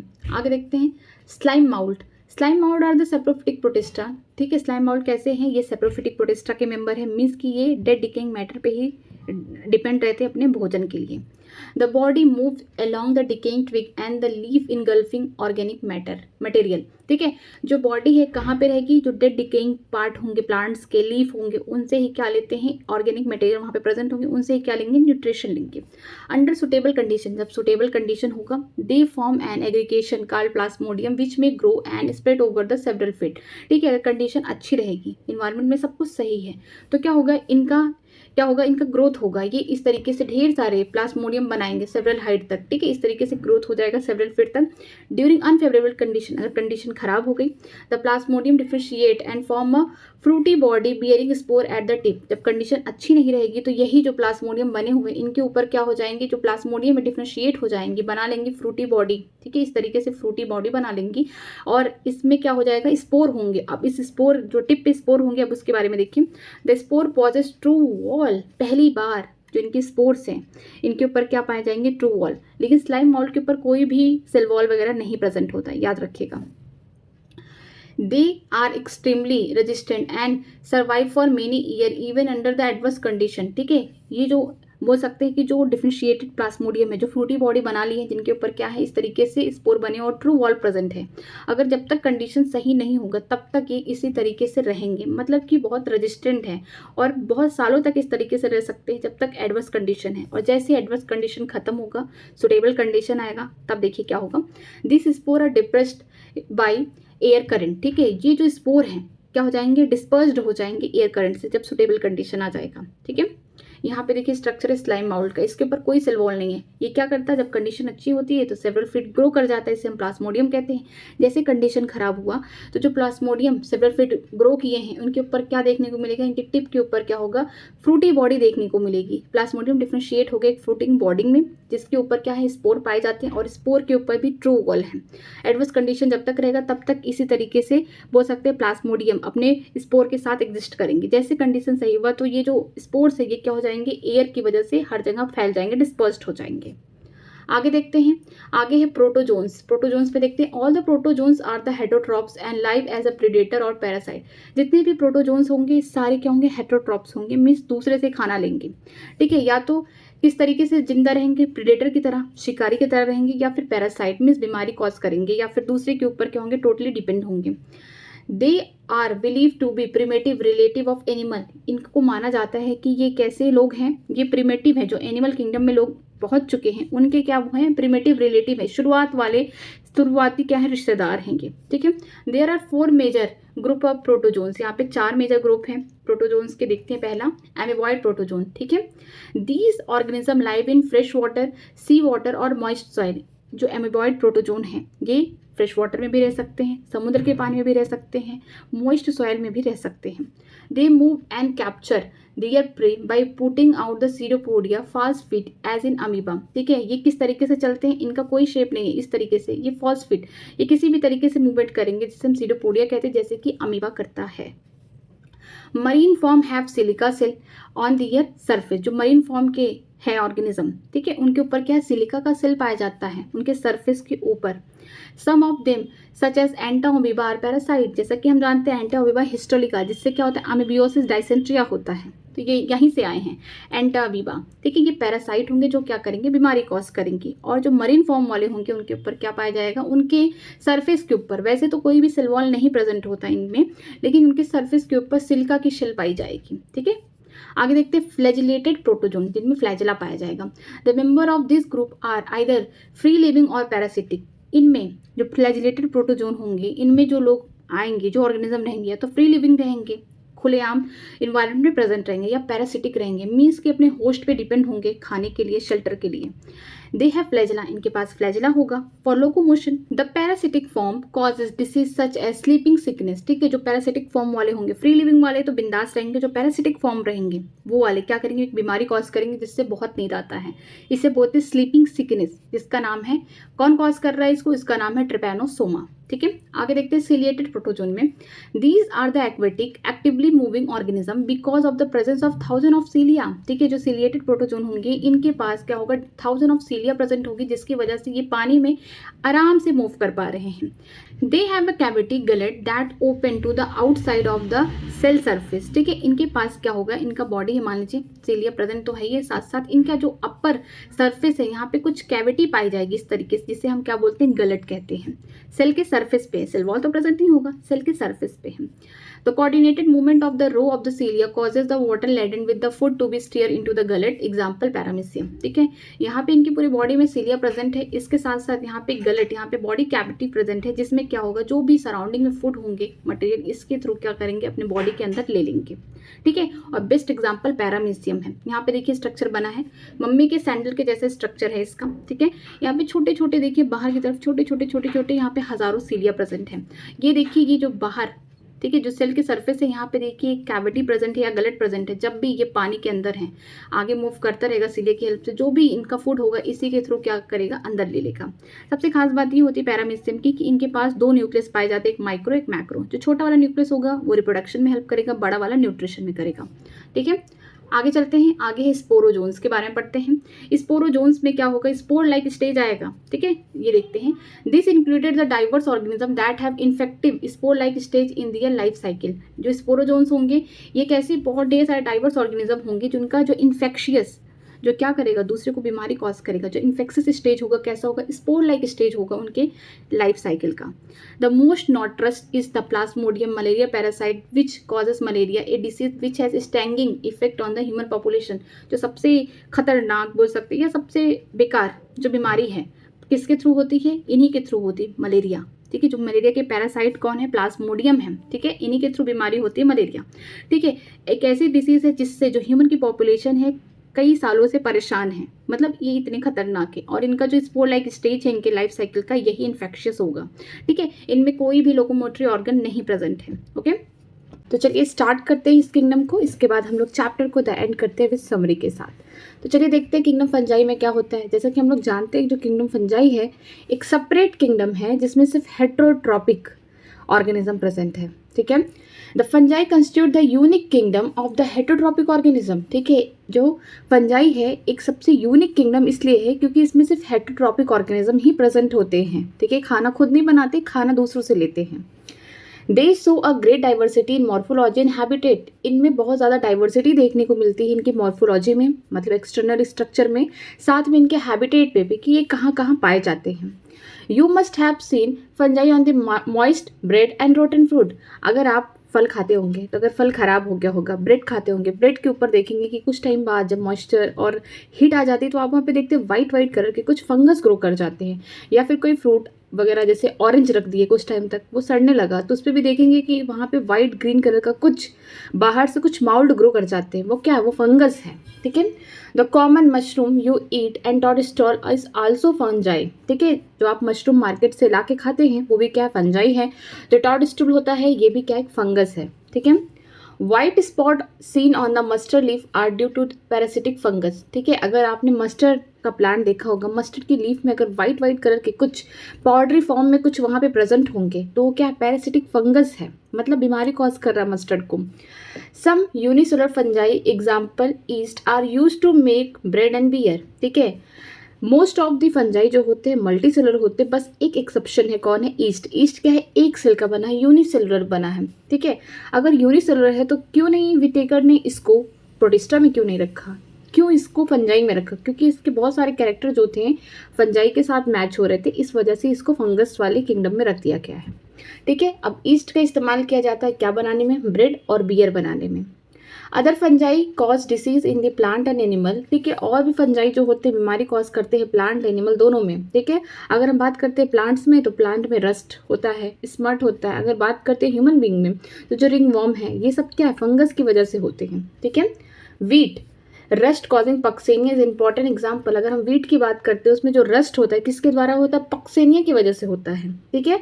ये एग्जाम्पल है किसका, बोल सकते हैं बेसिडियोमाइसिटीज का है, हम लोग अभी आगे देखेंगे। Some are the sources of the antibiotic example Penicillium, ठीक है। कुछ एग्जाम्पल्स है या बोल सकते हैं कुछ सोर्सेज हैं किसके, एंटीबायोटिक के, पेनिसिलियम नोटेटम, ओके, इसके एग्जाम्पल्स हैं। Fungi are cosmopolitan and occur in air water soil और ऑन एनिमल एंड प्लांट, जो फंजाई है ये भी सर्वव्यापी है, कहीं भी पाए जाते हैं, पानी हो, ठीक है, हवा हो, सॉइल हो, एनिमल के ऊपर पाए जाते हैं, प्लांट्स के ऊपर, कहीं भी ये ग्रो कर जाते हैं। They prefer to grow in warm and humid places, इनका जो सबसे प्रेफरेंस है, क्या चाहिए इनको, इनको चाहिए थोड़ा वार्म प्लेस हो, गर्म, और थोड़ी सी ह्यूमिडिटी प्रेजेंट हो, वहाँ पे फंगस बहुत रफ्तार के साथ क्या करेंगे, ग्रो कर जाएंगे। Have you ever wonder why we keep food in refrigerator, क्या आप कभी सोचे हैं कि हम खाना क्यों रेफ्रिजरेटर में रखते हैं, फ्रिज में क्यों खाना रखते हैं?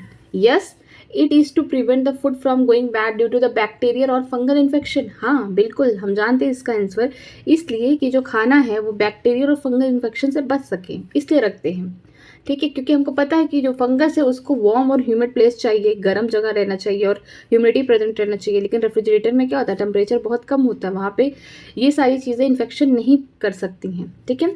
With exception of the yeast which are unicellular fungus are filamentous, ठीक है। अगर हम बात करते हैं ईस्ट को छोड़ के जितने भी फंगस होंगे वो किस तरीके के होंगे, वो माइसीलियम बनाएंगे, बट जो ईस्ट है वो कैसा है, यूनिसेलुलर है, और जो फंगस होंगे वो कैसे होंगे, फिलामेंटस होंगे, ठीक है। Their body consist of long cylinder thread like structure called hyphae, उनकी बॉडी कैसी होगी, लॉन्ग होगी, थ्रेड लाइक स्ट्रक्चर होगी, इसे हम क्या बोलेंगे, हाइफी बोलेंगे। The network of hyphae is known as mycelium, ठीक है। ढेर सारे अगर हाइफी एक साथ आ जाए, नेटवर्क बना ले इस तरीके से, इस तरीके से, इसे हम क्या बोलेंगे, माइसीलियम बोलेंगे। माइसीलियम किस पे नहीं प्रेजेंट है, ईस्ट में नहीं प्रेजेंट है। ईस्ट क्या है, बेचारे यूनिसेलुलर है, बाकी और जो फंगस होंगे वो फिलामेंटस फॉर्म में होंगे। मान लीजिए ईस्ट है ये एक सेल का बना हुआ, बाकी अदर फंगस इस तरीके से बने हुए, फिलामेंटस स्ट्रक्चर है, आगे चल के माइसीलियम बना रहे हैं, ठीक है। तो आगे देखते हैं यहाँ पे, some hyphae are continuous tube filled with multinucleated cytoplasm, this are called coenocytic hyphae, ठीक है। कुछ हाइफी ऐसे होंगे जिनके अंदर बोल सकते हैं ढेर सारे न्यूक्लियस इस तरीके से प्रेजेंट होंगे उसके साइटोप्लाज्म में, तो क्या हो गए, मल्टी न्यूक्लिएटेड हो गए, और इस कंडीशन को बोलते हैं coenocytic hyphae, okay. Other have septa और the cross wall in their hyphae. ठीक है, जो दूसरे होंगे कुछ में क्या होगा, इस तरीके से ढेर सारे मल्टी न्यूक्लिएटेड पाए गए, यहाँ पे कोई भी सेपरेशन वॉल नहीं प्रेजेंट है। लेकिन कुछ में क्या होगा, कुछ हाइफी में ढेर सारे इस तरीके से न्यूक्लियस तो प्रेजेंट है लेकिन इनके बीच में सेप्टा प्रेजेंट है। सेप्टा मतलब बोल सकते हैं क्रॉस वॉल, इनको बोल सकते हैं अलग अलग कर रहे हैं इस तरीके से। तो ये कुछ में पाए जाते हैं। आगे देखते हैं, आगे लिखा गया है द सेल वॉल, ये बहुत इंपॉर्टेंट है, of the fungi are composed of chitin and polysaccharide. जो सेल वॉल है फंजाई की किससे बनी है, काइटिन और पॉलीसेक्राइड से बनी हुई है। Most fungi are the heterotrophic and absorb soluble organic matter from dead substrate and hence called saprophytic. Most fungi में ज़्यादा करके जो फंजाई होंगे वो हेटरोट्रॉपिक होंगे, वो क्या करते हैं, एब्जॉर्ब करते हैं किसको, जो ऑर्गेनिक मैटर कहाँ प्रेजेंट है, डेड डिकेइंग सबस्ट्रेट में प्रेजेंट है। ठीक है, वहाँ से क्या करते हैं, जो भी ऑर्गेनिक मैटर है उसको एब्जॉर्ब करेंगे, जो सॉल्युबल है, इसे क्या बोलेंगे, सैप्रोफिटिक। मीन्स बोल सकते हैं सड़े गले पदार्थ पर ये लोग ग्रो करते हैं। Those that depend on the living plants and animal are called parasites। ठीक है, कुछ फंजाई ऐसे होंगे जो लिविंग प्लांट एनिमल पे भी सर्वाइव करेंगे उनकी बॉडी के ऊपर, तो हम उसे क्या बोलेंगे, एज अ पैरासाइट, क्योंकि वो होस्ट की बॉडी से क्या कर रहे हैं, न्यूट्रिशन ले रहे हैं, शेल्टर ले रहे हैं वहाँ पे रहने के लिए, साथ में बीमारी भी कॉज कर देते हैं। ठीक है, they can also live as symbiont. ठीक है, ये क्या करते हैं, रिश्ता बना के रहते हैं, मतलब कि अब देखते हैं इनका एसोसिएशन देखते हैं, in association with algae as lichen and with the root of higher plant as a mycorrhiza. ठीक है, जो फंजाई हैं अगर एल्गी के साथ अपना रिश्ता बना लिया एकदम क्लोज, तो हम इसे क्या बोलेंगे, लाइकन बोलेंगे स्ट्रक्चर को। ठीक है, एल्गी कहाँ होगा, वो अपर पार्ट पे होगा, जो फंजाई है वो नीचे वाले सॉइल वाले पार्ट पे होंगे, एक दूसरे की हेल्प करके लोग अच्छा खासा रिश्ता बनाएंगे, इसे हम बोलते हैं सिम्बायोटिक या फिर बोल सकते हैं म्यूचुअल इंटरेक्शन। ठीक है, इसके अलावा जो फंगस है, जो हायर प्लांट्स है, एग्जाम्पल जैसे मैं दे रही हूँ पाइनस के रूट्स के पास क्या करते हैं, ये फंगस जाके आ जाते हैं और क्या करते हैं, जो भी पाइनस का रूट है उससे क्या करते हैं, जो भी न्यूट्रिएंट्स होंगे या बोल सकते हैं नाइट्रोजन फिक्सेशन या फिर जो भी न्यूट्रिएंट होंगे सॉइल में, उसको किसको देते हैं, प्लांट्स को देते हैं, और प्लांट्स जो भी खाना बनाते हैं इस फंगस को देता है। तो कौन से फॉर्म में होंगे, माइकोराइजा के फॉर्म में होंगे। Reproduction in the fungi can take place by vegetative means fragmentation, fission and budding. ठीक है, अगर रिप्रोडक्शन की बात करते हैं वेजिटेटिव रिप्रोडक्शन की, तो यहाँ पे 3 तरीके के होते हैं, फ्रेगमेंटेशन होगा, फिजन एंड बडिंग होगा। फ्रेगमेंटेशन में क्या होगा कि अगर इतना बड़ा फंगस है तो यहाँ पे कोई फ्रेगमेंट कट के गिर गया सॉइल पे, कंडीशन सब कुछ सही है तो वहाँ पे ग्रो कर जाएगा। फ्यूजन में भी क्या होगा, डिवाइड कर जाएगा। बर्डिंग में क्या होता है, मान लीजिए ईस्ट है, इस तरीके से यहाँ पे एक छोटा सा बर्ड है आ रहा है, यहाँ पे छोटा बर्ड आ रहा है, यहाँ पे मतलब कि जब बर्ड मेच्योर होके डिटैच हो जाएंगे, ठीक है, पेरेंटल बॉडी से, फिर से यहाँ पे नए फंगस ग्रो कर जाएंगे। Asexual reproduction is bye spores. आप यहाँ पे एसेक्सुअल रिप्रोडक्शन देख रहे हैं, किसकी वजह से हो रहा है, स्पोर्स की वजह से हो रहा है। Called conidia. ठीक है, इसे हम क्या बोलते हैं, कोनेडिया बोलते हैं। And sporangiospore and zoospores. ठीक है, 3 तरीके के यहाँ पे एसेक्सुअल स्पोर दिए गए हैं। पहला है कोनेडिया हो गया, दूसरा हो गया स्पोरेंजियोस्पोर हो गया, तीसरा हो गया जियोस्पोर। जियोस्पोर कैसे होते हैं, मोटाइल होते हैं। ठीक है, and the sexual reproduction by oospore, ascospore, basidiospore. ठीक है, जो सेक्सुअल रिप्रोडक्शन होता है ओस्पोर की वजह से होता है, एस्कोस्पोर की वजह से होता है और बेसिडियोस्पोर की वजह से होता है। ये इंपॉर्टेंट है, स्पोर्स को याद रखना। The various spores are produce in distinct structure called fruiting body. जो ये डिफरेंट टाइप के स्पोर्स कहाँ प्रेजेंट होंगी, इनके पास क्या होगी, एक फ्रूटी बॉडी होगी। फ्रूटी बॉडी के अंदर ही क्या होते हैं, ये स्पोर बनते हैं। The sexual cycle involve in the following 3 step. इनकी जो सेक्सुअल साइकिल होती है वो 3 स्टेप में कंप्लीट होती है। देखते हैं, पहला fusion of protoplasm between the 2 motile and non motile gamete का प्लाज्मोगैमी। सबसे पहले क्या होंगे, मान लीजिए एक फंगस यहाँ है, ये फंगस यहाँ है, तो पहले ये क्या करेंगे, अपने प्रोटोप्लाज्म को एक साथ जोड़ेंगे। जब प्रोटोप्लाज्म इस तरीके से जुड़ जाएंगे पूरी तरीके से, ठीक है, पूरा इस तरीके से यहाँ पे जुड़ जाएंगे प्रोटोप्लाज्म, तो इसे क्या बोलेंगे, प्लाज्मोगैमी। ठीक है, इसके बाद क्या, फ्यूजन ऑफ 2 न्यूक्लियाई, इसका भी न्यूक्लियाई होगा, इसका भी न्यूक्लियाई। आगे चल के क्या करेंगे, फ्यूजन बनाएंगे। फ्यूजन करके यहाँ पे 2n स्ट्रक्चर हो जाएगा, क्योंकि हम जानते हैं जो न्यूक्लियाई होंगे वो हैप्लॉइड होंगे। जब फ्यूजन कर लेंगे उस प्रोसेस को बोलेंगे कैरोगैमी। ठीक है, और वो 2n हो जाएगा। Meiosis in zygote result in haploid spore. जिस तरीके से ये बन गया, अब यहाँ पे मियोसिस होगा, तब जाके यहाँ पे हैप्लॉइड स्पोर बनेंगे। तो याद रखिए, जो फ्यूजन होता है प्रोटोप्लाज्म का 2 मोटाइल या फिर नॉन मोटाइल गैमेट्स के बीच में, इसे हम प्लाज्मोगैमी कहते हैं। प्लाज्मोगैमी खत्म होने के बाद फ्यूजन होगा 2 न्यूक्लियाई के बीच में, इसे हम कैरोगैमी कहते हैं। जैसे ही कैरोगैमी हुआ, अगर मियोसिस हो गया जाइगोट में, तो हैप्लॉइड स्पोर बन के नहीं हुआ, तो इसे बोलते हैं डाइक्रियन फेज। ठीक है, आगे देखते हैं, when a fungus reproduce successfully the two haploid hyphae of the compatible mating type come together and fuse. ठीक है, जब फंगस क्या करते हैं, सेक्सुअल रिप्रोडक्शन करते हैं, तब दो हैप्लॉइड हाइफी आते हैं। ठीक है, हैप्लॉइड का मतलब इनमें जो क्रोमोसोम नंबर हैं आधे हैं। ठीक है, हैप्लॉइड यहाँ पे क्या आएंगे, हाइफी आएंगे, और वो कंपेटाइल करेंगे, मतलब कि वो क्या करने वाले हैं, मेटिंग करने वाले हैं, तब फ्यूज करके अब आगे स्ट्रक्चर बनाएंगे। मतलब यहाँ पे प्लाज्मोगैमी हो रही है। In some fungus, the fusion of two haploid cell immediately result in diploid 2n, मतलब प्लाज्मोगैमी होने के बाद जब भी दो न्यूक्लियाई मिल जाएंगे तो यहाँ पे 2n डिप्लॉइड स्ट्रक्चर बन जाएगा। ठीक है, इमिडिएटली तुरंत बन जाएगा, कैरोगैमी तुरंत हो जाएगा। However, in other fungi, Ascomycetes and Basidiomycetes, an intervening dichorionic stage n+n, that is 2 nuclei per cell occur. Such condition is called dichorion and the phase is called dichorion phase of the fungus. लेकिन कुछ classes ऐसी हैं fungi की, जैसे ascomycetes हो गया, basidiomycetes हो गया, यहाँ पे क्या हो गया, प्लाज्मोगैमी हुई। ठीक है, प्लाज्मोगैमी होने के बाद जो कैरोगैमी होती है वो तुरंत नहीं होती। यहाँ पे जो होंगे हैप्लॉइड, बोल सकते हैं जो हैप्लॉइड न्यूक्लियस होंगे, यहाँ पे एक सेल में दो प्रेजेंट होंगे और काफ़ी टाइम तक प्रेजेंट होंगे। ठीक है, तभी यहाँ पे लिखा 2 न्यूक्लियाई पर सेल। इस कंडीशन को बोलते हैं डाइक्रियन। डाइक्रियन का मतलब दो न्यूक्लियस है, क्रियन का मतलब होता है न्यूक्लियस, डाई का मतलब दो न्यूक्लियस है। ठीक है, यहाँ इनके पास, और इस फेज को बोलते हैं डाइक्रियोनिक फेज। उस फंगस में एस्कोमाइसिटीज और बेसिडियोमाइसिटीज, मतलब कि यहाँ पे कोई डिप्लॉइड स्ट्रक्चर तुरंत नहीं बनेगा। प्लाज्मोगैमी हुई लेकिन कैरोगैमी फौरन नहीं होगा, जिसकी वजह से प्लाज्मोगैमी हो गई, यहाँ पे प्रोटोप्लास्ट क्या हो गए, फ्यूज हो गए। इनका भी हैप्लॉइड न्यूक्लियस है, इनका भी हैप्लॉइड न्यूक्लियस है, दोनों ही एक बड़े से सेल के अंदर दो न्यूक्लियस भटक रहे हैं, अभी इनके बीच में फ्यूजन नहीं हुआ है। तो इस कंडीशन को बोलते हैं dikaryotic stage. Okay, later the parental nuclei fuse and the cell become diploid. बाद में क्या होता है, जो भी न्यूक्लियाई हैं आगे चल के फ्यूज करके क्या बनाएंगे, डिप्लॉइड स्ट्रक्चर, 2n स्ट्रक्चर बना लेंगे। The fungus form a fruity body in which reduction division occur leading to the formation of haploid spore. जो फंगस होंगे वो क्या बनाएंगे, फ्रूटी बॉडी बना देंगे, जिसमें क्या होता है कि जो 2n वाला स्टेज है, डिप्लॉइड स्टेज जो है, इनमें क्या हो जाएगा, अब रिडक्शन होना स्टार्ट हो जाएगा। मीन्स कि यहाँ पे हम बोल सकते हैं मियोसिस होगा, जिसकी वजह से ढेर सारे स्पोर कहाँ बनेंगे, फ्रूटिंग बॉडी में बनेंगे। आगे देखते हैं, morphology of mycelium, mode of spore formation and fruiting body form the basis for the division of the kingdom into various classes। ठीक है, अगर हम बोल सकते हैं माइसेलियम की मॉर्फोलॉजी देखें कि माइसेलियम मल्टी न्यूक्लिएटेड है, लेकिन इनके बीच में सेप्टा प्रेजेंट है, ये इसकी मॉर्फोलॉजी हो गई।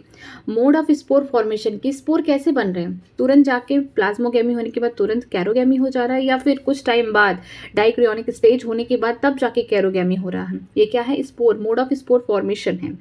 फिर हम देखेंगे फ्रूटी बॉडी कैसे बन रही है। ठीक है, कि बाहर बन रहा है कि इनसाइड बन रहा है, कैसा बन रहा है फ्रूटिंग बॉडी, ये देखेंगे। ये तीनों ही कारण है किसका, हम बोल सकते हैं इसी की वजह से जो किंगडम फंजाई हैं, इनके वेरियस क्लास में इनको डिवाइड किए गए हैं। 4 क्लासेस हैं, phycomycetes, ascomycetes, basidio and Deuteromycetes. तो चलिए स्टार्ट करते हैं। पहला क्लास फाइकोमाइसिटीज। नाम से क्या लग रहा है, फाइको मीन्स जैसे लग रहा हरा भरा। ठीक है, प्लांट से रिलेटेड है, तो हम बोल सकते हैं कि कैसे होंगे फंजाई, ये एल्गल फंजाई होंगे इसमें। ठीक है, member of phycomycetes are found in aquatic habitat and on the decaying wood in the moist and deep places और as the obligate parasite on the plant. ठीक है, जो मेंबर होंगे फाइकोमाइसिटीज के, ये कहाँ रहेंगे, जहाँ पे एक्वेटिक वाटर होगा, मीन्स पानी वाले एरिया में रहेंगे। जो भी वुड होंगे, ठीक है, जो लकड़ी बहुत दिन की, मतलब बोल सकते हैं मॉइस्चर उसमें बहुत है। ठीक है, बोल सकते हैं डिकेइंग वुड पे ग्रो करेंगे। जो भी डैम प्लेसेस होंगे वहाँ पे होंगे। साथ में ये ऑब्लिगेट पैरासाइट है, जैसे कि प्लांट्स पे भी ग्रो करते हैं। ठीक है, the mycelium is aseptate and coenocytic, मतलब कि इनका माइसेलियम कैसा है, मल्टी न्यूक्लिएटेड स्टेज है, इनमें कोई भी सेप्टा नहीं प्रेजेंट है, इसीलिए लिखा गया एसेप्टेट। अगर सेप्टेट होता तो इसका मतलब क्रॉस वॉल यहाँ पे प्रेजेंट है, तो कैसे हो गए, एसेप्टेट हो गए। और सिनोसिटिक का मतलब है कि मल्टी न्यूक्लिएटेड है, मतलब कि जो साइटोप्लाज्म है किसी भी माइसेलियम का, या फिर बोल सकते हैं एक हाइफी का देख के, तो ढेर सारे उसमें क्या है, न्यूक्लियस प्रेजेंट है। ठीक है, ये बहुत इंपॉर्टेंट है। Asexual reproduction take place by zoospore जो कि मोटाइल है, और ए प्लानोस्पोर नॉन मोटाइल। अगर ये ए सेक्सुअल रिप्रोडक्शन करते हैं तो जूस्पोर से करेंगे जो कि मोटाइल स्पोर होगा, दूसरा होगा ए प्लानोस्पोर जो कि नॉन मोटाइल होगा। ठीक है, these spore are endogenously produce in sporangium. ठीक है, जो स्पोरेंजियम वाला स्ट्रक्चर है, ये जो स्पोर्स हैं ए सेक्सुअल स्पोर्स, वो कहाँ, अंदर की तरफ बनेंगे। A zygospore is form by fusion of 2 gamete. जब ये सेक्सुअल रिप्रोडक्शन करते हैं तो यहाँ पे जो मेल और फीमेल वाले बोल सकते हैं स्पोर हैं, या गैमेट्स आके मिलते हैं और क्या बनाएंगे, जाइगोस्पोर बनाएंगे, जो क्या है, सेक्सुअल स्पोर है। ठीक है, these gamete are similar in morphology isogamous और डिससिमिलर एनाइसोगैमस ओगैमस। ये गैमेट अगर सिमिलर होंगे मॉर्फोलॉजी देखने में, शेप साइज में, तो आइसोगैमी हो गए, आइसोगैमस हो गए, डिससिमिलर हो गए तो एनाइसोगैमस ओगैमस हो जाएंगे। ठीक है, सम कॉमन एग्जाम्पल, इनके कुछ कॉमन एग्जाम्पल है, जैसे कि म्यूकर हो गया, राइजोपस, ब्रेड माउल्ड। ठीक है, जब आप ब्रेड को कुछ समय तक रख देंगे 4 से 5 दिन, तो आप देखेंगे कुछ वहाँ पे फंगस ग्रो कर जाते हैं। या फिर अपने घर में ही रोटी को क्या रखिए कि 2-3 दिन तक रख दीजिए किचन से बाहर। ठीक है, कुछ टाइम बाद देखेंगे उसमें छोटे छोटे ढेर सारे व्हाइट कलर के, बोल सकते हैं जाली जैसा स्ट्रक्चर बन जाएगा, वो फंगस ही है। ठीक है, albugo, a parasitic fungus on the mustard. अगर मस्टर्ड की लीफ आप देखेंगे तो वहाँ पे कुछ व्हाइट कलर के ढेर सारे पाउडर जैसे फॉर्म में होंगे, वो क्या है, पैरासिटिक फंगस है। तो याद रखिएगा, राइजोपस क्या होगा, ब्रेड माउल्ड होगा। फाइकोमाइसिटीज के एग्जाम्पल्स हैं, म्यूकर हो गया और एल्बेगो हो गया। ओके, आगे चलते हैं, एस्कोमाइसिटीज की बात करते हैं। एस्कोमाइसिटीज कैसे होते हैं, ये सैक लाइक फंगस होते हैं। ठीक है, commonly known as the sac fungi and the ascomycetes mostly multicellular होंगे, जिसमें आएगा Penicillium and rarely unicellular means Saccharomyces. ठीक है, ये जो होंगे एस्कोमाइसिटीज, ये कैसे होंगे, सैक फंगस होंगे, मतलब सैक लाइक स्ट्रक्चर इनका बनेगा। ये ज़्यादा करके मल्टीसेलर होंगे, जैसे कि पेनिसिलियम है, इसका इस्तेमाल एंटीबायोटिक बनाने में यूज़ होता है। अगर इसमें देखा जाए जो यूनिसेलर, जो एक्सेप्शन है फंजाई किंगडम का, कौन है, ईस्ट है। ईस्ट भी किस में प्रेजेंट होते हैं, एस्कोमाइसिटीज में प्रेजेंट होते हैं। इनका दूसरा नाम है सैक्रोमाइसिस। इनका काम क्या है, बोल सकते हैं ब्रेड और बियर बनाने में हेल्प करते हैं। They are saprophytic, decomposer, parasitic और coprophilous growing on the dung. ठीक है, ये क्या करते हैं, ये सेप्रोफिटिक हैं, जहाँ पे बोल सकते हैं जो भी डेड डिकिंग मैटर है वहाँ पे ग्रो करते हैं ताकि वहाँ से न्यूट्रिशन ले सकें। इसके अलावा ये डिकम्पोजर है। ठीक है, डिकम्पोज करते हैं। पैरासिटिक है, मीन्स बीमारी भी कॉज करते हैं और अपने होस्ट के बॉडी पे क्या करते हैं, रहते हैं। साथ में बोल सकते हैं कॉप्रोफिलस का मतलब है कि जहाँ कहीं गोबर वगैरह होगा वहाँ पे अगर फंगस ग्रो कर रहे हैं तो वो एस्कोमाइसिटीज के मेंबर हैं। ये इंपॉर्टेंट है। माइसीलियम, अब इनका सबसे खास बात यहाँ देखिए, mycelium is branch and septate, मतलब इनका माइसीलियम इस तरीके से मान लीजिए हाइफी है, यहाँ पे सेप्टेट का मतलब क्रॉस वॉल प्रेजेंट है और इनमें क्या है, ब्रांचिंग पाई जाती है इस तरीके से। ठीक है, अब जितने भी हम लोग पढ़ेंगे एस्को, बेसिडियो, ड्यूट्रो, सब में क्या होगा, माइसीलियम ब्रांच्ड होगा और उनमें क्या पाई जाएगी, क्रॉस वॉल प्रेजेंट होंगे। इस तरीके का स्ट्रक्चर देखने को मिलेगा। The asexual spores are conadia produced exogenously on a special mycelium called conadiophoर।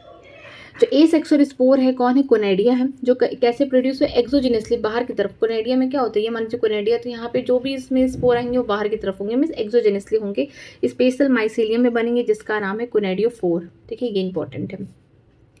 Conidia on the germination give to produce mycelium. अगर जब ये कोनेडिया, ये तो कैसा एसेक्सुअल स्पोर है, एसेक्सुअल रिप्रोडक्शन करने के बाद अगर ये कोनेडिया, मान लीजिए यहाँ पे माइसीलियम है, कोनेडियोफोर, इनमें से कोनेडिया इस तरीके से निकल रहा है, यहाँ पे इस तरीके से कोनेडिया। अब जब ये डिटैच हो जाएंगे और फिर से जमीन पे आ जाएंगे तो ये फिर से क्या बना लेंगे, माइसीलियम बना लेंगे। ठीक है, sexual spore are called ascospore which are produce endogenously in a sac like ascus, या फिर बोल सकते हैं एस्काई। ठीक है, जो यहाँ पे सेक्सुअल स्पोर है जिसका नाम है एस्कोस्पोर, मतलब कि यहाँ पे 2 गैमेट से बने हुए एक जो स्पोर है, ठीक है, इसको बोलेंगे एस्कोस्पोर। ये सेक्सुअल स्पोर है जो एक्सोजिनसली मीन्स अंदर बने हैं, सैक, जो सैक लाइक स्ट्रक्चर है उसके अंदर ये स्पोर्स बने हुए हैं। ठीक है, these ASCII are arrange in different type of Frooti body called ascospore. ये जो एस्काई है या फिर एस्कस है, ये अरेंज हुए हैं डिफरेंट टाइप के फ्रूटिंग बॉडी में, इसे हम क्या बोलेंगे, एस्कोकार बोलेंगे। ठीक है, सम एग्जाम्पल आर, कुछ इसके एग्जाम्पल हैं, एस्परगिलस हो गया, कैल्विस हो गया, न्यूरोस्पोरा हो गया। और न्यूरोस्पोरा की सबसे खास बात है कहाँ यूज़ किया जाता है, Neurospora is used extensively in a biochemical and the genetic work. ठीक है, इसका इस्तेमाल बायोकेमिकल और जेनेटिक वर्क में किया जाता है न्यूरोस्पोरा का। इसके अलावा देखिए, many member like morels and truffles are edible and are consider delicious. यहाँ पे कुछ ऐसे मेंबर है जैसे कि मॉर्फल्स हो गए, टफल्स हो गए, इनको खाया जा सकता है। तो जैसे इसका एग्जाम्पल देखिए, एस्परगिलस हो गया, कैल्विसेप्स हो गया, न्यूरोस्पोरा हो गया, जो इस्तेमाल किया जाता है लेबोरेटरी में, बायोकेमिकल जेनेटिक वर्क में इस्तेमाल किया जाता है। कुछ इनके ऐसे मेंबर्स हैं जैसे मॉर्फेल और टफेल जो कि एडिबल हैं और खाने में बहुत टेस्टी हैं, डिलीशियस है। ओके, आगे चलते हैं, बेसिडियोमाइसिटीज, ये मशरूम वाले बोल सकते हैं कि क्लासेस हैं यहाँ पे। Commonly known to form the basidiomycetes are mushroom, bracket fungi और पफ बॉल। ठीक है, आप जब भी बेसिडियोमाइसिटीज के मेंबर्स को देखेंगे, मशरूम जो हम लोग खाते हैं मार्केट में, लाइक दिस छतरी जैसा स्ट्रक्चर है। ठीक है, ब्रैकेट फंजाई हो गया, या फिर बोलते पफ बॉल। ठीक है, पफ निकला हुआ रहता है, जैसे लड़कियां पफ बॉल अपना बाल बांध के आती हैं, उस टाइप का ये स्ट्रक्चर होता है।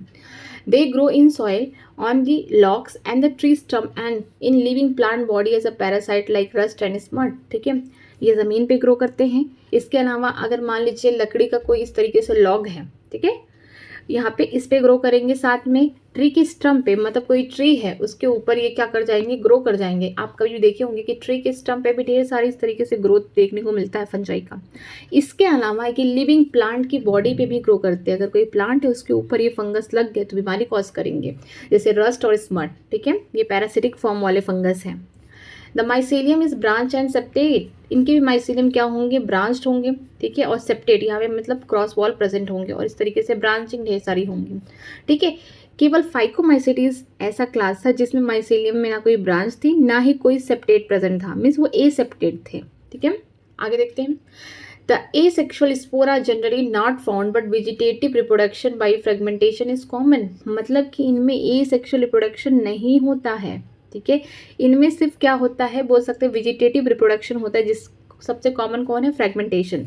मतलब कि मशरूम का एक फ्रेगमेंट यहाँ गिर गया तो नया यहाँ पे मशरूम ग्रो कर जाएगा, तो ये फ्रेगमेंटेशन है, मीन्स फ्रेगमेंट छोटे छोटे टुकड़ों से एक नई पूरी बॉडी बन जाएगी। ठीक है, the sex organ are absent but plasmogamy is brought about the fusion of two vegetative or somatic cell of different strain और genotype। ठीक है, जो सेक्स ऑर्गन है ये भी एब्सेंट है, मतलब इनके पास है क्या, एक तो ए सेक्सुअल रिप्रोडक्शन नहीं करते हैं तो वेजिटेटिव, वो भी एकदम सिंपल फ्रेगमेंटेशन।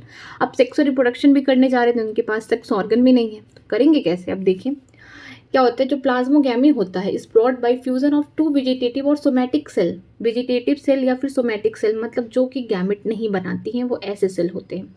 सोमैटिक सेल मतलब जैसे मेरा स्किन है, ये गैमेट तो नहीं बना रहा है, तो सोमैटिक सेल ये हो गया। वेजिटेटिव या सोमैटिक सेल जो होंगे डिफरेंट स्ट्रेन या डिफरेंट जीनोटाइप के, मान लीजिए एक ये मान लीजिए ये इनका बोल सकते हैं प्लाज्मा है, या फिर बोल सकते हैं माइसेलियम है, ये दूसरे स्ट्रेन के हैं, ये दूसरे स्ट्रेन के हैं, इनके पास दोनों के पास सेक्स ऑर्गन नहीं प्रेजेंट है। तो डिफरेंट स्ट्रेन वाले क्या करते हैं, अपना वेजिटेटिव या सोमैटिक सेल क्या करते हैं, ला के फ्यूज़ करा देते हैं, यहाँ पे प्लाज्मोगैमी हो जाए। ठीक है, तो डिफरेंट स्ट्रेन वाले हैं यहाँ पे। The resultant structure is dikaryotic which ultimately give rise to a basidium. ठीक है, जो रिजल्टेंट स्ट्रक्चर होगा क्या होगा, डाइकैरियोटिक होगा, मतलब कि प्लाज्मोगैमी होने के बाद यहाँ पे फॉरेन कैरोगैमी नहीं होगा, मतलब न्यूक्लियस इनके क्या होंगे, भटकेंगे। ठीक है, एक सेल बॉडी के अंदर यहाँ पे 2 न्यूक्लियस पाए जाएंगे, फिर कुछ टाइम बाद यहाँ पे कैरोगैमी होगा, फिर इनका फ्यूजन होगा, तब बनाएंगे डिप्लॉयड स्ट्रक्चर। ठीक है, तो ये कहाँ पे प्रोड्यूस होंगे, उस स्ट्रक्चर का नाम है basidium. Karyogamy and meiosis take place in the basidium producing 4 basidiospore. ठीक है, कैरोगैमी जब हो जाएगी इसके बाद क्या हो जाएगा, तुरंत रिडक्शन डिवीजन हो जाएगा। मिस्टूरियन वाले स्ट्रक्चर बनने के बाद यहाँ पे मियोसिस होगा ताकि ढेर सारे स्पोर्स बन जाए। कहाँ बन रहे हैं, बेसिडियम के अंदर बन रहे हैं, और क्या बनाएंगे, ये प्रोड्यूस करेंगे 4 बेसिडियोस्पोर बनाएंगे, जो भी छोटे छोटे स्पोर बन रहे हैं ये। ठीक है, 4 एक से, इसे क्या बोलते हैं, बेसिडियोस्पोर बोलते हैं। The basidiospore are exogenously produce on the basidium. जो बेसिडियोस्पोर होते हैं, ये जो बेसिडियम है इसके बाहर यहाँ पे प्रोड्यूस होते हैं, एक्सोजेनसली प्रोड्यूस होते हैं, ये इंपॉर्टेंट है। The basidia are arrange in the fruiting body called basidiocarp. ठीक है, जो बेसिडिया है कहाँ अरेंज्ड है, फ्रूटिंग बॉडी के ऊपर अरेंज्ड है इस तरीके से। इस वाले स्ट्रक्चर को हम क्या बोलते हैं, बेसिडियोकार्प बोलते हैं। ठीक है, some common member are Agaricus mushroom, जो हम लोग कॉमनली खाते हैं। इसके अलावा स्टिल्गो स्मट हो गया, पक्सेनिया रस्ट हो गया, किसमें कॉज करता है रस्ट वाला, वीट में। ठीक है, गेहूं में। तो याद रखिए एगरिकस कौन होंगे, मशरूम जो हम लोग कॉमनली खाते हैं। ठीक है, स्टिल्गो से याद करिए, यहाँ पे यस है, यहाँ पे यस है, तो इससे याद करिएगा स्मट। ओके, पक्सेनिया यू इसे याद करिएगा, यहाँ पे रस्ट है, और किसमें होता है, वीट में होता है। आगे देखते हैं, आगे ड्यूट्रोमाइसिटीज, ये ऐसे ही, इनमें सेक्सुअल प्रोडक्शन होता ही नहीं है, इसी वजह से तो बेचारे इम्परफेक्ट फंजाई कहे जाते हैं। चलिए देखते हैं, commonly known as imperfect fungi because only asexual and vegetative phase of their fungus are known. जो ट्यूट्रोमाइसिटीज के मेंबर हैं इनको इम्परफेक्ट फंजाई कहा जाता है, क्योंकि इनके जीवन में सिर्फ एसेक्सुअल और वेजिटेटिव फेज ही आता है, मतलब कि ये सेक्सुअल रिप्रोडक्शन नहीं कर सकते हैं। अभी हमने देखा था बेसिडियोमाइसीटीज ए सेक्सुअल नहीं कर सकता था, ड्यूट्रोमाइसीटीज सेक्सुअल नहीं कर सकता है, ठीक है। When the sexual form of these fungi were discovered, they were moved into the classes they rightly belong to. अगर इनके कुछ मेंबर सेक्सुअल रिप्रोडक्शन करना शुरू कर देते हैं तो फिर बाद में उनको कहाँ लेके जाया जाता है, डिफरेंट क्लासेस में जिनके वो हैं, ठीक है। It also possible that the asexual and vegetative stage have been given one name and placed under the Deuteromycetes and the sexual stage another placed under the another classes. अगर vegetative या asexual stage हो रहा है तो इसका मतलब वो Deuteromycetes के मेंबर हैं। अगर जैसे वो सेक्सुअल रिप्रोडक्शन दिखाना स्टार्ट कर दिए तो इसका मतलब वो ड्यूट्रोमाइसिटीज के मेंबर नहीं है, वो दूसरे क्लास के मेंबर हैं, जैसे कि एस्कोमाइसिटीज या फिर बेसिडियोमाइसिटीज, ठीक है। आगे देखते हैं। Later, when the linkage were stabilized, the fungi were correctly identified and moved out to Deuteromycetes. बाद में जब पूरा तरीके से देख लेंगे कि उसकी लाइफ साइकिल कैसे चल रही है उस फंगस की, सेक्सुअल रिप्रोडक्शन भी कर रहा है, क्या क्या फीचर्स है, देखने के बाद उसको जिस फंजाई के क्लास से वो बिलोंग करता है उसमें क्या करते हैं, ड्यूट्रोमाइसिटीज से जुदा करके उस क्लास में रख देते हैं। Once perfect sexual stage of the member of the Deuteromycetes were discovered, they were often moved to Asco and Basidiomycetes. मतलब कि जैसे ही परफेक्ट स्टेज का मतलब सेक्सुअल स्टेज देखने को मिल जाएगा फंगस में और पूरी अच्छे से उसको क्या करेंगे, आइडेंटिफाई कर लेंगे, तो उसको कहाँ लेके जाएंगे, एस्कोमाइसिटीज में रखेंगे और ड्यूट्रोमाइसिटीज में रखेंगे। क्यों फाइकोमाइसिटीज में नहीं रखेंगे, इसलिए नहीं रखेंगे क्योंकि फाइकोमाइसिटीज का जो माइसेलियम है वो कैसा है, सिनोसिटिक है या मल्टी न्यूक्लिएटेड है, उनमें कोई सेप्टा नहीं पाया जाएगा। लेकिन बात करते हैं एस्कोमाइसिटीज, बेसिडियो और ड्यूट्रोमाइसिटीज, इनके जो माइसेलियम होंगे वो मल्टी न्यूक्लिएटेड तो हैं बट उनके में क्या है, इस तरीके से सेप्टा पाए जाते हैं और वो कैसे होते हैं, ब्रांच्ड होते हैं। लेकिन फाइकोमाइसिटीज में ब्रांच नहीं पाए जाते हैं, ठीक है, माइसेलियम। आगे देखते हैं। The Deuteromycetes reproduce only by the asexual spores called conadia. जो Deuteromycetes है ये सिर्फ रिप्रोडक्शन asexual spores से करते हैं जिसको बोलते हैं कोनेडिया। और कोनेडिया कैसे होते हैं, एक्सोजेनियसली होते हैं, मीन्स बाहर की तरफ निकलते हैं इनके स्पोर, ये इंपॉर्टेंट है। The mycelium is septate and branch, इनके भी माइसेलियम कैसे होंगे, सेप्टा पाए जाएंगे और कैसे होंगे, ब्रांच्ड होंगे इस तरीके से। Some member are saprophyte or parasitic, while a large number of them are decomposer of the litter and help in the mineral cycling. ठीक है, इनके कुछ मेंबर कैसे होंगे, सेप्रोफिटिक होंगे, मतलब डेड डिकेइंग मैटर पे रह के वहाँ से न्यूट्रिशन लेंगे, ऑर्गेनिक मैटर लेंगे, पैरासिटिक फॉर्म में भी हो सकते हैं, ठीक है। इसके अलावा जो लार्ज नंबर के जो इनके मेंबर हैं वो क्या करते हैं, एज ए डिकम्पोजर होते हैं और हेल्प करते हैं मिनरल साइक्लिंग में, okay. Some example are alternaria, colletotrichum and trichoderma, ठीक है, ये तीन इनके एग्जाम्पल्स हैं। अब आगे देख लेते हैं इनके स्ट्रक्चर। ये देखिए जो स्ट्रक्चर है किसका है, म्यूकर का है। किसका मेंबर है म्यूकर, म्यूकर मेंबर है फाइकोमाइसिटीज का। ये है एस्परगिलस, ये किसके मेंबर हैं, ये एस्कोमाइसिटीज के हैं। ये है एगरकस मशरूम, हर किसी ने खाया, बेसिडियोमाइसिटीज के हैं। एक शॉर्ट ट्रिक दे दे रही हूँ नाम याद रखने के लिए। Examples, Ram, Ram can pause cat, याद रखिए, Ram can pause cat, Ram ने एक कैट को चुप करा दिया, ठीक है। राम फॉर फाइकोमाइसिटीज वाले के लिए एग्जाम्पल है, कैन फॉर द एस्कोमाइसिटीज वाले फंजाई के एग्जाम्पल हैं, और जो पॉज वाले हैं इनको बोल सकते हैं बेसिडियोमाइसिटीज के एग्जाम्पल इससे रिलेट होंगे, और कैट वाले जो होंगे लास्ट के ड्यूट्रोमाइसिटीज वाले से एग्जाम्पल रिलेट होंगे। तो याद रखिएगा, Ram can pause cat, Ram ने कैट को शांत करा दिया, ठीक है। अब देखते हैं राम से, आर फॉर राइजोपस हो गया, ए फॉर एल्बिगो हो गया, एम फॉर म्यूकर हो गया, राम, ठीक है। अब यहाँ पे देखते हैं कैन से देखते हैं, सी फॉर कैलिसेप्स हो गया, ए फॉर एस्परगिलस हो गया, एन फॉर न्यूरोस्पोरा। इसके अलावा भी आपको याद करना है, देखिए कौन सा याद करना है, पेनिसिलियम हो गया, ईस्ट हो गया। इसके अलावा दो खाने वाले जो है मॉर्फल एंड टफल्स, ये आपको याद करने पड़ेंगे। फिर बेसिडियोमाइसिटीज में पॉज, पॉज से याद करिए पक्सेनिया, ठीक है। यहाँ पे एगरकस जो मशरूम है और स्टिल्गो स्मट है।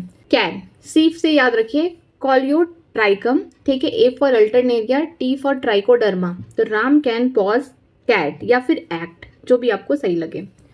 चलिए आगे चलते हैं, किंगडम प्लांटी के बारे में देखते हैं।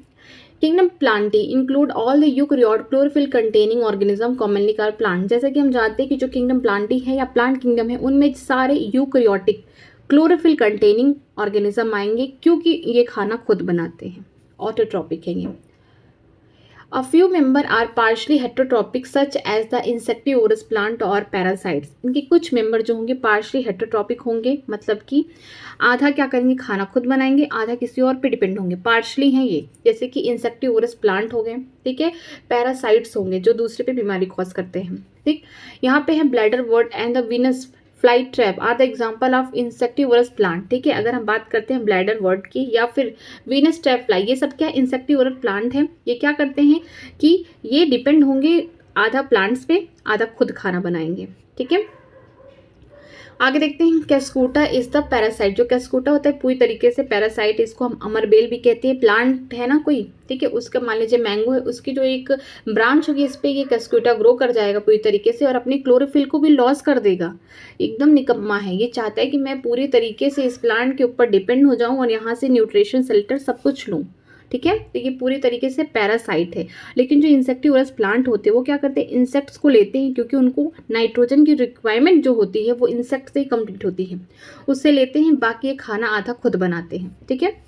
The plant cell have an eukaryotic structure with the predominant chlorophyll and the cell wall mainly made of cellulose. जो प्लांट सेल हैं ये क्या है, यूकैरियोटिक स्ट्रक्चर, इनके पास वेल डिफाइंड न्यूक्लियस है, सारे ऑर्गेनल्स प्रेजेंट है। इसके अलावा इनके पास क्या होता है, क्लोरोप्लास्ट होता है। सबसे खास बात है कि इनके अंदर क्लोरोप्लास्ट होता है जिसमें क्लोरोफिल प्रेजेंट होते हैं, जिसकी वजह से ये फोटोसिंथेसिस कर पाते हैं। जो इनका सेल वॉल होता है वो किससे बना होता है, सेलुलोज से बना होता है, ठीक है। प्लांट इंक्लूडेड एल्गी, ब्रायोफाइट, टेडो, जिम्नोएंजियोस्पर्म, ठीक है। इनके और भी ढेर सारे क्लासेस दिए गए हैं, इनको हम लोग चैप्टर 3 में पढ़ेंगे प्लांट किंगडम में। आगे देखते हैं, life cycle of plant has two distinct phases, the diploid sporophytic and haploid gametophytic that alternate with each other, ठीक है। जो इनकी लाइफ साइकिल होती है प्लांट की, दो डिस्टिंक्ट फेजेस में होती हैं। जो डिप्लॉयड स्ट्रक्चर होता है वो स्पोरोफिटिक होता है, जो स्पोर बनाता है वो डिप्लॉयड स्ट्रक्चर का होता है, जो हैप्लॉयड स्ट्रक्चर होगा वो गैमेटोफिटिक होगा, वो गैमेट्स बनाएगा, ठीक है। ये बदलता रहता है। The length of the haploid and diploid phases and whether these phases are free living or depend on the other vary among the different group in the plant. This phenomena is called alternation of generation, ठीक है। जो बोल सकते हैं gametic phase है haploid या फिर sporophytic phase है, ये क्या करता है, वेरी करता रहता है डिफरेंट प्लांट के स्ट्रक्चर में, ठीक है। इसके अलावा हम ये भी बोल सकते हैं कि ये क्या होगा, गैमेट से क्या बनाएगा, मिस गैमेटिक फेज से स्पोरोफिटिक फेज बनेगा और स्पोरोफिटिक फेज से यहाँ पे गैमेटिक फेज बनेगा, मिस यन से 2n बनेगा, 2n से n बनेगा, ठीक है। अगर गैमेटिक फेज से बोल सकते हैं स्पोरोफिटिक बन रहा है तो क्या बोलेंगे, एपोगैमी बोलेंगे, क्योंकि गैमेटिक फेज से स्पोरोफिटिक बना। लेकिन स्पोरोफिटिक से अगर गैमेटिक फेज बन रहा है इसको बोलेंगे एपोस्पोरी बोलेंगे, ठीक है। जिससे जो बनेगा लास्ट में इसको ऐड कर देना। अगर गैमेटिक फेज से स्पोरोफाइट वाला स्टेज आ रहा है तो बोलेंगे एप्पो दोनों में रहेगा, गैमी मतलब गैमेट से बन रहा है। अगर जो 2n स्टेज वाला है मतलब स्पोरोफिटिक फेज है, इससे गैमेटिक फेज n वाला फेज बनेगा तो इसे बोलेंगे एपोस्पोरी, ठीक है। इसी को बोलते हैं अल्टरनेशन ऑफ जनरेशन, जो बदलता रहता है। किंगडम एनिमिलिया की बात करते हैं। This kingdom is characterised by heterotrophic eukaryotic organism that are multicellular and their cell lack of cell wall, ठीक है। जो किंगडम एनिमिलिया या फिर बोल सकते हैं एनिमल किंगडम है, इनमें क्या होंगे, सारे हेटेरोट्रोपिक होंगे, खाना खुद नहीं बनाएंगे, दूसरे के ऊपर डिपेंड होंगे खाने के लिए, ठीक है। इसके अलावा कैसे होंगे, मल्टी सेलर होंगे सबके सब और उनके पास कोई भी सेल वॉल नहीं प्रेजेंट होती है। दे डायरेक्टली और indirectly depend on plant for food, ये डायरेक्टली प्लांट को खाते होंगे या फिर जो प्लांट को खाता होगा ऑर्गेनिज्म वो उसको खाते होंगे। तो ये डायरेक्टली या फिर इनडायरेक्टली किस पे डिपेंड है, खाने के लिए प्लांट्स पे। They digest their food in an internal cavity and store food reserve as a glycogen और फैट। ये जो खाने को डाइजेस्ट करते हैं अपनी इंटरनल कैविटी में, मीन्स एलिमेंट्री कैनाल वगैरह की बात किया जा रहा है, और स्टोर करते हैं फूड। प्लांट अगर खाना स्टोर करते हैं in the form of starch, लेकिन अगर एनिमल अपना खाना स्टोर करते हैं तो किसके फॉर्म में करेंगे, ग्लाइकोजन या फिर फैट के फॉर्म में। Their mode of nutrition is holozoic by ingestion of the food. इनका जो mode of nutrition holozoic means वो चबा चबा के खाते हैं खाने को, ठीक है। They follow a definite growth pattern and grow into the adult that have different shape and size, ठीक है। ये क्या करते हैं, इनमें डेफिनेट ग्रोथ का पैटर्न देखने को मिलता है, मतलब कि ऐसा नहीं है कि पूरे लाइफ टाइम तक ग्रो करते हैं, नहीं। प्लांट तो हमेशा ग्रो करता है क्योंकि उसके पास मेरिस्टेमेटिक टिश्यू प्रेजेंट है, लेकिन बात करते हैं एनिमल की तो उनमें डेफिनेट टाइम तक ग्रोथ और डेवलपमेंट होगा, ठीक है। इनका डेफिनेट शेप और साइज भी होगा, ऐसा नहीं है कि कोई बहुत मोटा बहुत लंबा, ऐसा नहीं है, डेफिनेट शेप एंड साइज होगा।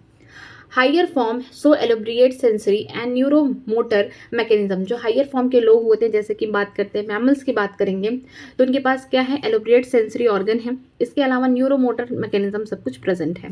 Most of them are capable of locomotion. सबसे इंपॉर्टेंट बात है कि ज़्यादातर के जो लोग हैं एनिमल किंगडम के, वो क्या कर सकते हैं, लोकोमोशन कर सकते हैं, चल फिर सकते हैं। The sexual reproduction is by copulation of male and female followed by the embryological development. ठीक है, जो सेक्सुअल रिप्रोडक्शन होता है, यहाँ पे कॉपुलेशन होता है मेल और फीमेल गैमेट्स का, जिसकी वजह से क्या होता है, एम्ब्रियो की डेवलपमेंट होती है। इसको हम लोग चैप्टर 4 एनिमल किंगडम में अच्छे से पढ़ेंगे। आगे देखते हैं viruses, viroids, prions and lichen. ठीक है, 4 ऐसे यहाँ पे नाम दिए गए हैं जिनको विटेकर ने कहीं भी अपने 5 किंगडम ऑफ क्लासिफिकेशन में जगह नहीं दी है। In the 5 kingdom classification of the Whittaker, there is no mention of lichen and some acellular organism like viruses, virides and prion. These are briefly introduced here. ठीक है, जो 5 किंगडम विटेकर ने बनाए थे 1969 में, वहाँ पे उन्होंने कहीं भी लाइकेन का जिक्र नहीं किया। इसके अलावा कुछ एसेलुलर ऑर्गेनिज्म है जिसमें बोल सकते हैं सही से सेल भी नहीं प्रेजेंट है, जैसे वायरस, वायराइड्स और प्रियॉन्स। ये तीनों क्या होते हैं, एसेलुलर ऑर्गेनिज्म होते हैं, इंपॉर्टेंट है। ठीक है, अब इनके बारे में हम लोग पढ़ेंगे। All of us who have suffered the ill effect of the common cold or flu known what effect virus can have on us even if we are do not associated it with our condition। ठीक है, सबको अपने life में बोल सकते common cold ये सब तो हुआ है, तो ये किसकी वजह से होता है, वायरस की वजह से होता है। ठीक है, viruses did not find a place in classification since they do not are truly living. ये इंपॉर्टेंट है। If we understanding the living as those organism that have cell structure. ठीक है, वायरसेस को क्लासिफिकेशन में जगह इसलिए नहीं दी गई क्योंकि ये इनको ट्रूली लिविंग नहीं माना जाता। क्यों नहीं माना जाता, जब ये होस्ट के बाहर होंगे तो ये डेड होंगे, जैसे ही होस्ट के बॉडी में आ जाएंगे तो ये जीवित हो जाएंगे, और इनके पास कोई भी सेल स्ट्रक्चर भी नहीं प्रेजेंट है, जिसकी वजह से इनको ट्रूली लिविंग नहीं माना जाता। The viruses are non-cellular organisms that are characterized by the having an inert crystalline structure outside the living cell। जो वायरसेस होते हैं ये नॉन सेलुलर ऑर्गेनिज्म है, मतलब इनके पास कोई भी सेल जैसा स्ट्रक्चर नहीं प्रेजेंट होता है। अगर हम इसको अपने इन्वायरमेंट में देखेंगे, मतलब होस्ट के बॉडी के बाहर देखेंगे, तो ये कैसे होंगे, क्रिस्टलाइन फॉर्म में होंगे। इनको हम बोल सकते हैं क्रिस्टल के फॉर्म में होंगे, जो कि इनहेरिट है, में कुछ भी नहीं होता है। ठीक है, आउटसाइड द लिविंग सेल के बाहर की बात की गई है, होस्ट के बाहर की बात की गई है। वो जो क्रिस्टलाइन स्ट्रक्चर है किसकी वजह से आ रहा है, वो प्रोटीन की वजह से आ रहा है। हम जानते हैं वायरस 2 चीज से बने होते हैं, एक पहला प्रोटीन की कवरिंग होगी, अंदर उनका जेनेटिक मटेरियल होगा, चाहे डीएनए चाहे आरएनए, दोनों एक साथ नहीं होंगे।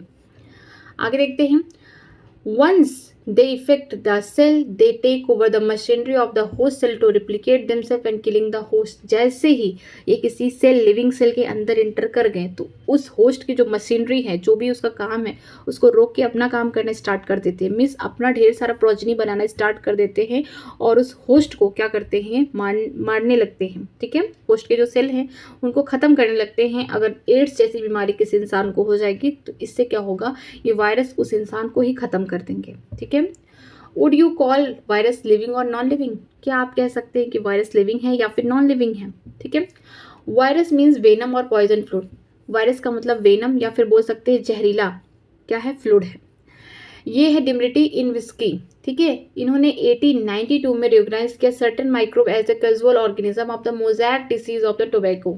ठीक है, जो डिमरिटी इन विस्की है, इन्होंने बोला 1892 में कि जो भी सर्टेन माइक्रोब्स हैं जो आग से नहीं दिख रही है, क्या कर रहे हैं, कुछ बीमारी कॉज कर रहे हैं, किसमें, टोबैको के जो लीफ हैं, प्लांट है, उसके ऊपर मोज़ैक लाइक, मतलब कि यहाँ पे कुछ इस तरीके के स्ट्रक्चर बना रहे हैं। ठीक है, These were found to be smaller than bacteria because they passed through the bacteria proof filter। ये जो हैं बैक्टीरिया से भी छोटे हैं, क्योंकि जब बैक्टीरिया का प्रूफ फिल्टर से इनको पास कराया गया तो ये पास हो गए, क्योंकि साइज में छोटे थे तभी तो वो छन के निकल गए। ठीक है, M.W.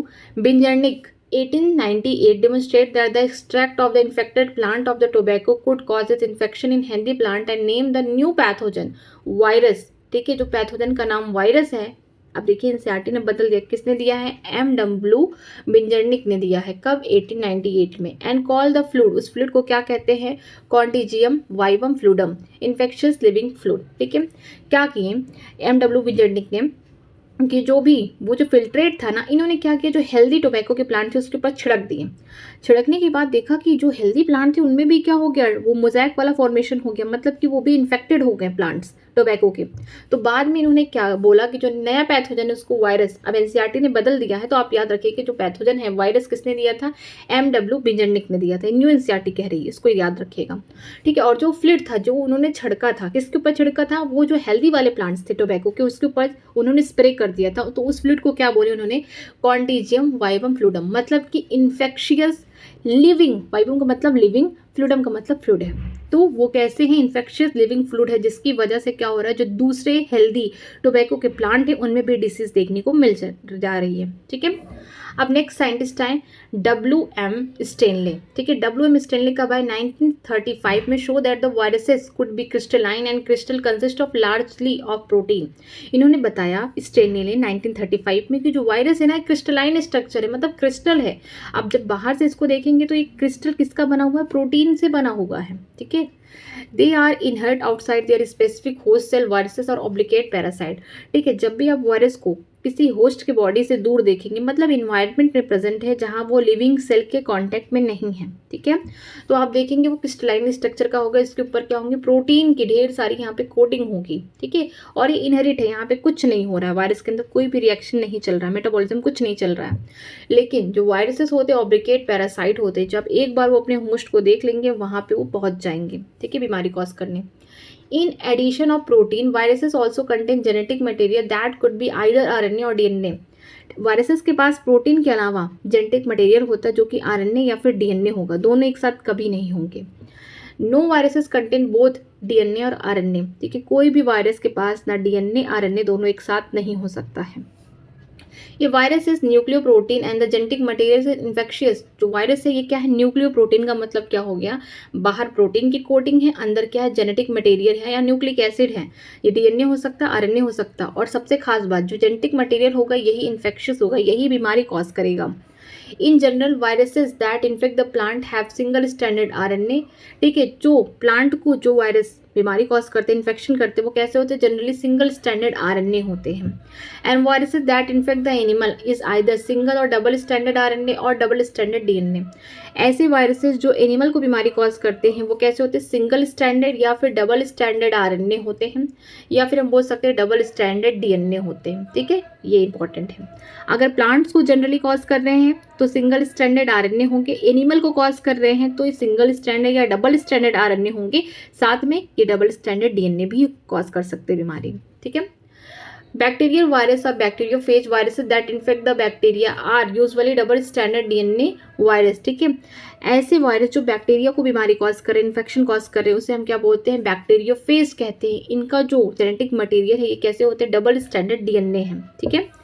The protein code is called capsid, made up of सब यूनिट, यहाँ पे स्मॉलर सब यूनिट जिसे बोलते हैं capsomere, protect the nucleic acid, ठीक है। जो प्रोटीन कोड है किससे बना हुआ है, ये कैप्सिड से बना हुआ है। इस तरीके से कैप्सिड जैसे स्ट्रक्चर है, ठीक है। इसका स्मॉलर सब यूनिट निकालते हैं, उसे क्या बोलते हैं, कैप्सोमियर कहते हैं। और ये किसको प्रोटेक्ट कर रहा है, जो न्यूक्लिक एसिड है, जो जेनेटिक मटेरियल है, उसको प्रोटेक्ट कर रहा है, क्योंकि यही न्यूक्लिक एसिड आगे चल के बीमारी कॉज करेगा प्लांट या फिर एनिमल में, ठीक है।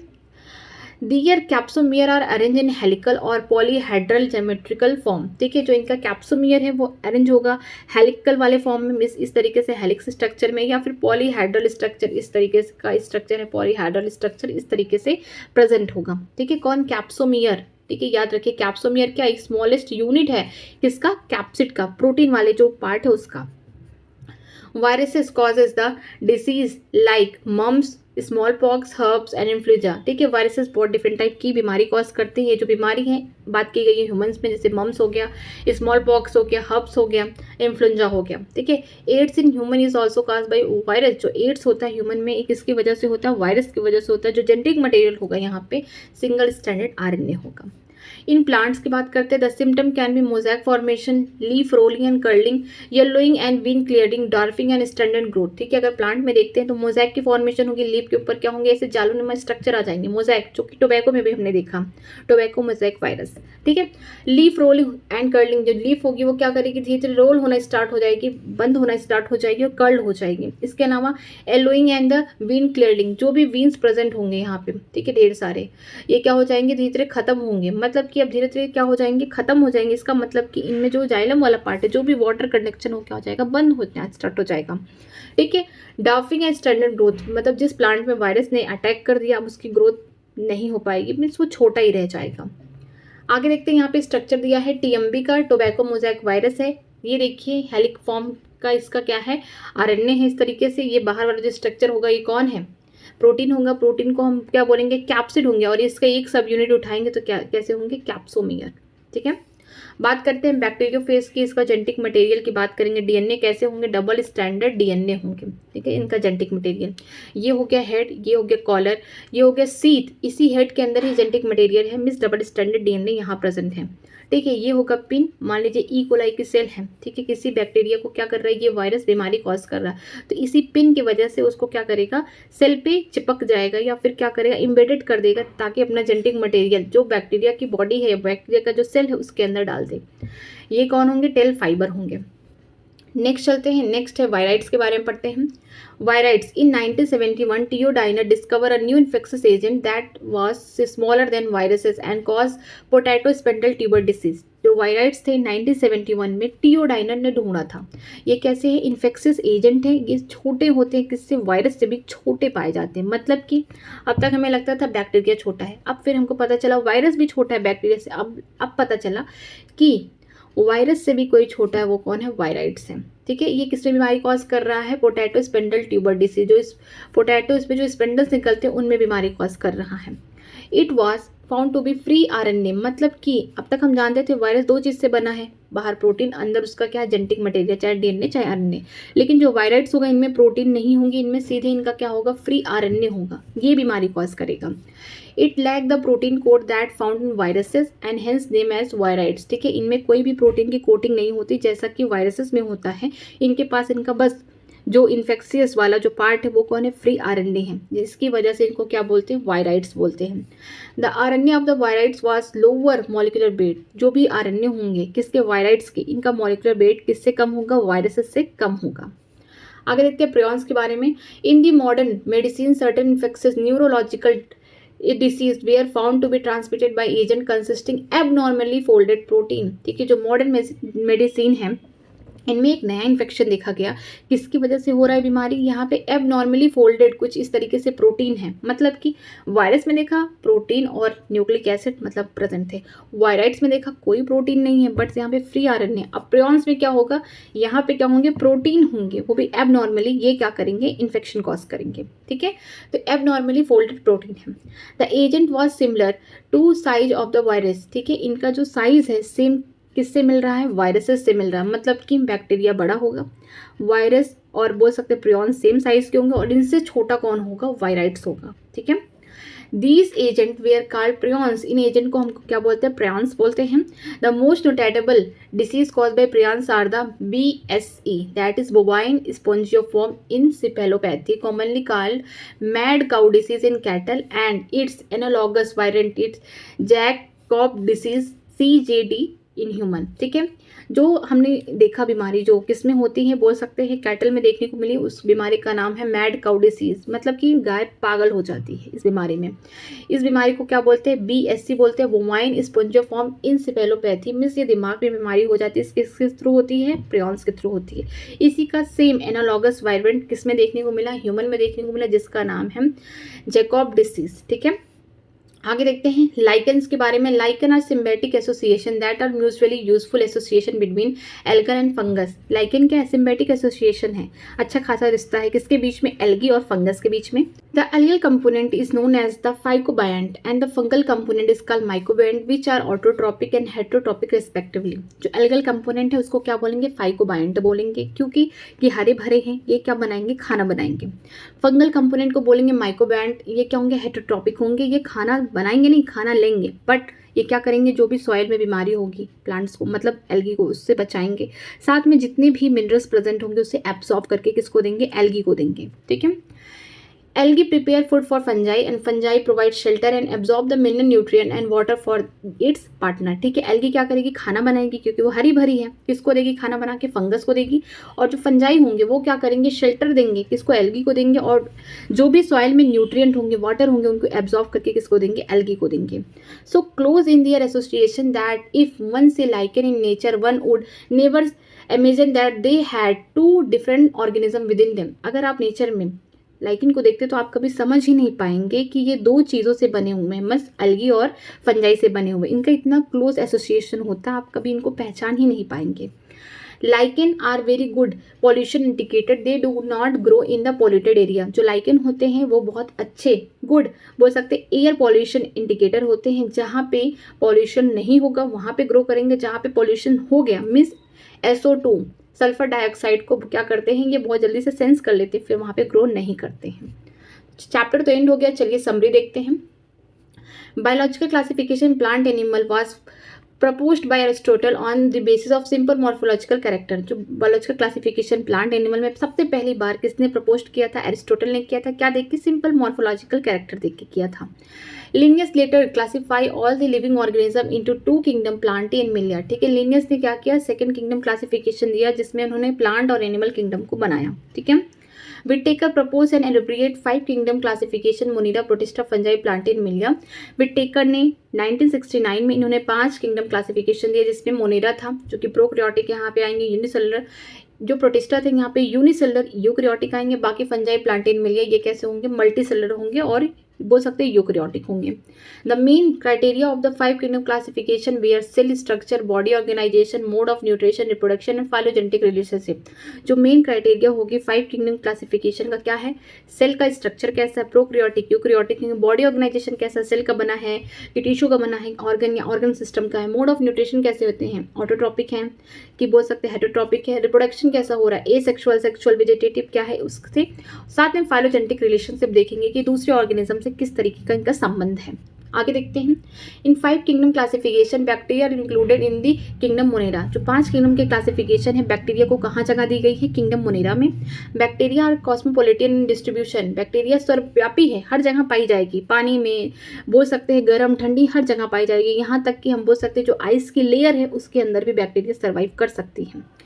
These organisms show a most extensive metabolic diversity। ठीक है, जो बैक्टीरिया वाले बोल सकते हैं किंगडम है मोनेरा, उनके पास क्या है कि देखने में बहुत सिंपल है बट उनका जो स्ट्रक्चर बहुत सिंपल है लेकिन वो काम कैसा करते हैं बहुत कॉम्प्लेक्स, जिसकी वजह से इनके पास बोल सकते हैं मेटाबॉलिक डाइवर्सिटी बहुत ज़्यादा है। ठीक है, ऑटोट्रॉपिक में कैसे होंगे, फोटोसिंथेटिक है, कीमोसिंथेटिक है, मीन्स केमिकल से भी अपना ATP बना लेते हैं, साथ में सेप्रोफिटिक भी है, पैरासिटिक भी है हेटरोट्रॉपिक के नेचर में। ठीक है, बैक्टीरिया में भी ऑटोट्रॉपिक और heterotrophic in their mode of nutrition. Bacteria autotrophic है, हेटरोट्रॉपिक है अपने मोड ऑफ न्यूट्रिशन में। मोस्ट ऑफ द बैक्टीरिया जो होती है ज़्यादा करके वो हेटरोट्रॉपिक होती है, अबंडेंट, अगर बैक्टीरिया ज़्यादा अबंडेंट है तो वो हेटरोट्रॉपिक वाले नेचर में होंगी। Kingdom Protista included all the single cell eukaryotes such as chrysophyte, dinoflagella, euclinides, slime mold and protozoans। ठीक है, जो किंगडम प्रोटिस्टा है इसमें सिंगल सेल वाले जितने भी सिंगल सेल के यूकैरियोटिक सेल होंगे वो रहेंगे। इनके देखिए 5 क्लासेस दिए गए हैं, chrysophyte, dinoflagellate, euglenoid, slime mould and protozoans. Protista have defined nucleus, इनके पास डिफाइंड न्यूक्लियस है and other membrane bound organelles है, इसलिए इन्हें यूकैरियोटिक सेल कहा जाता है।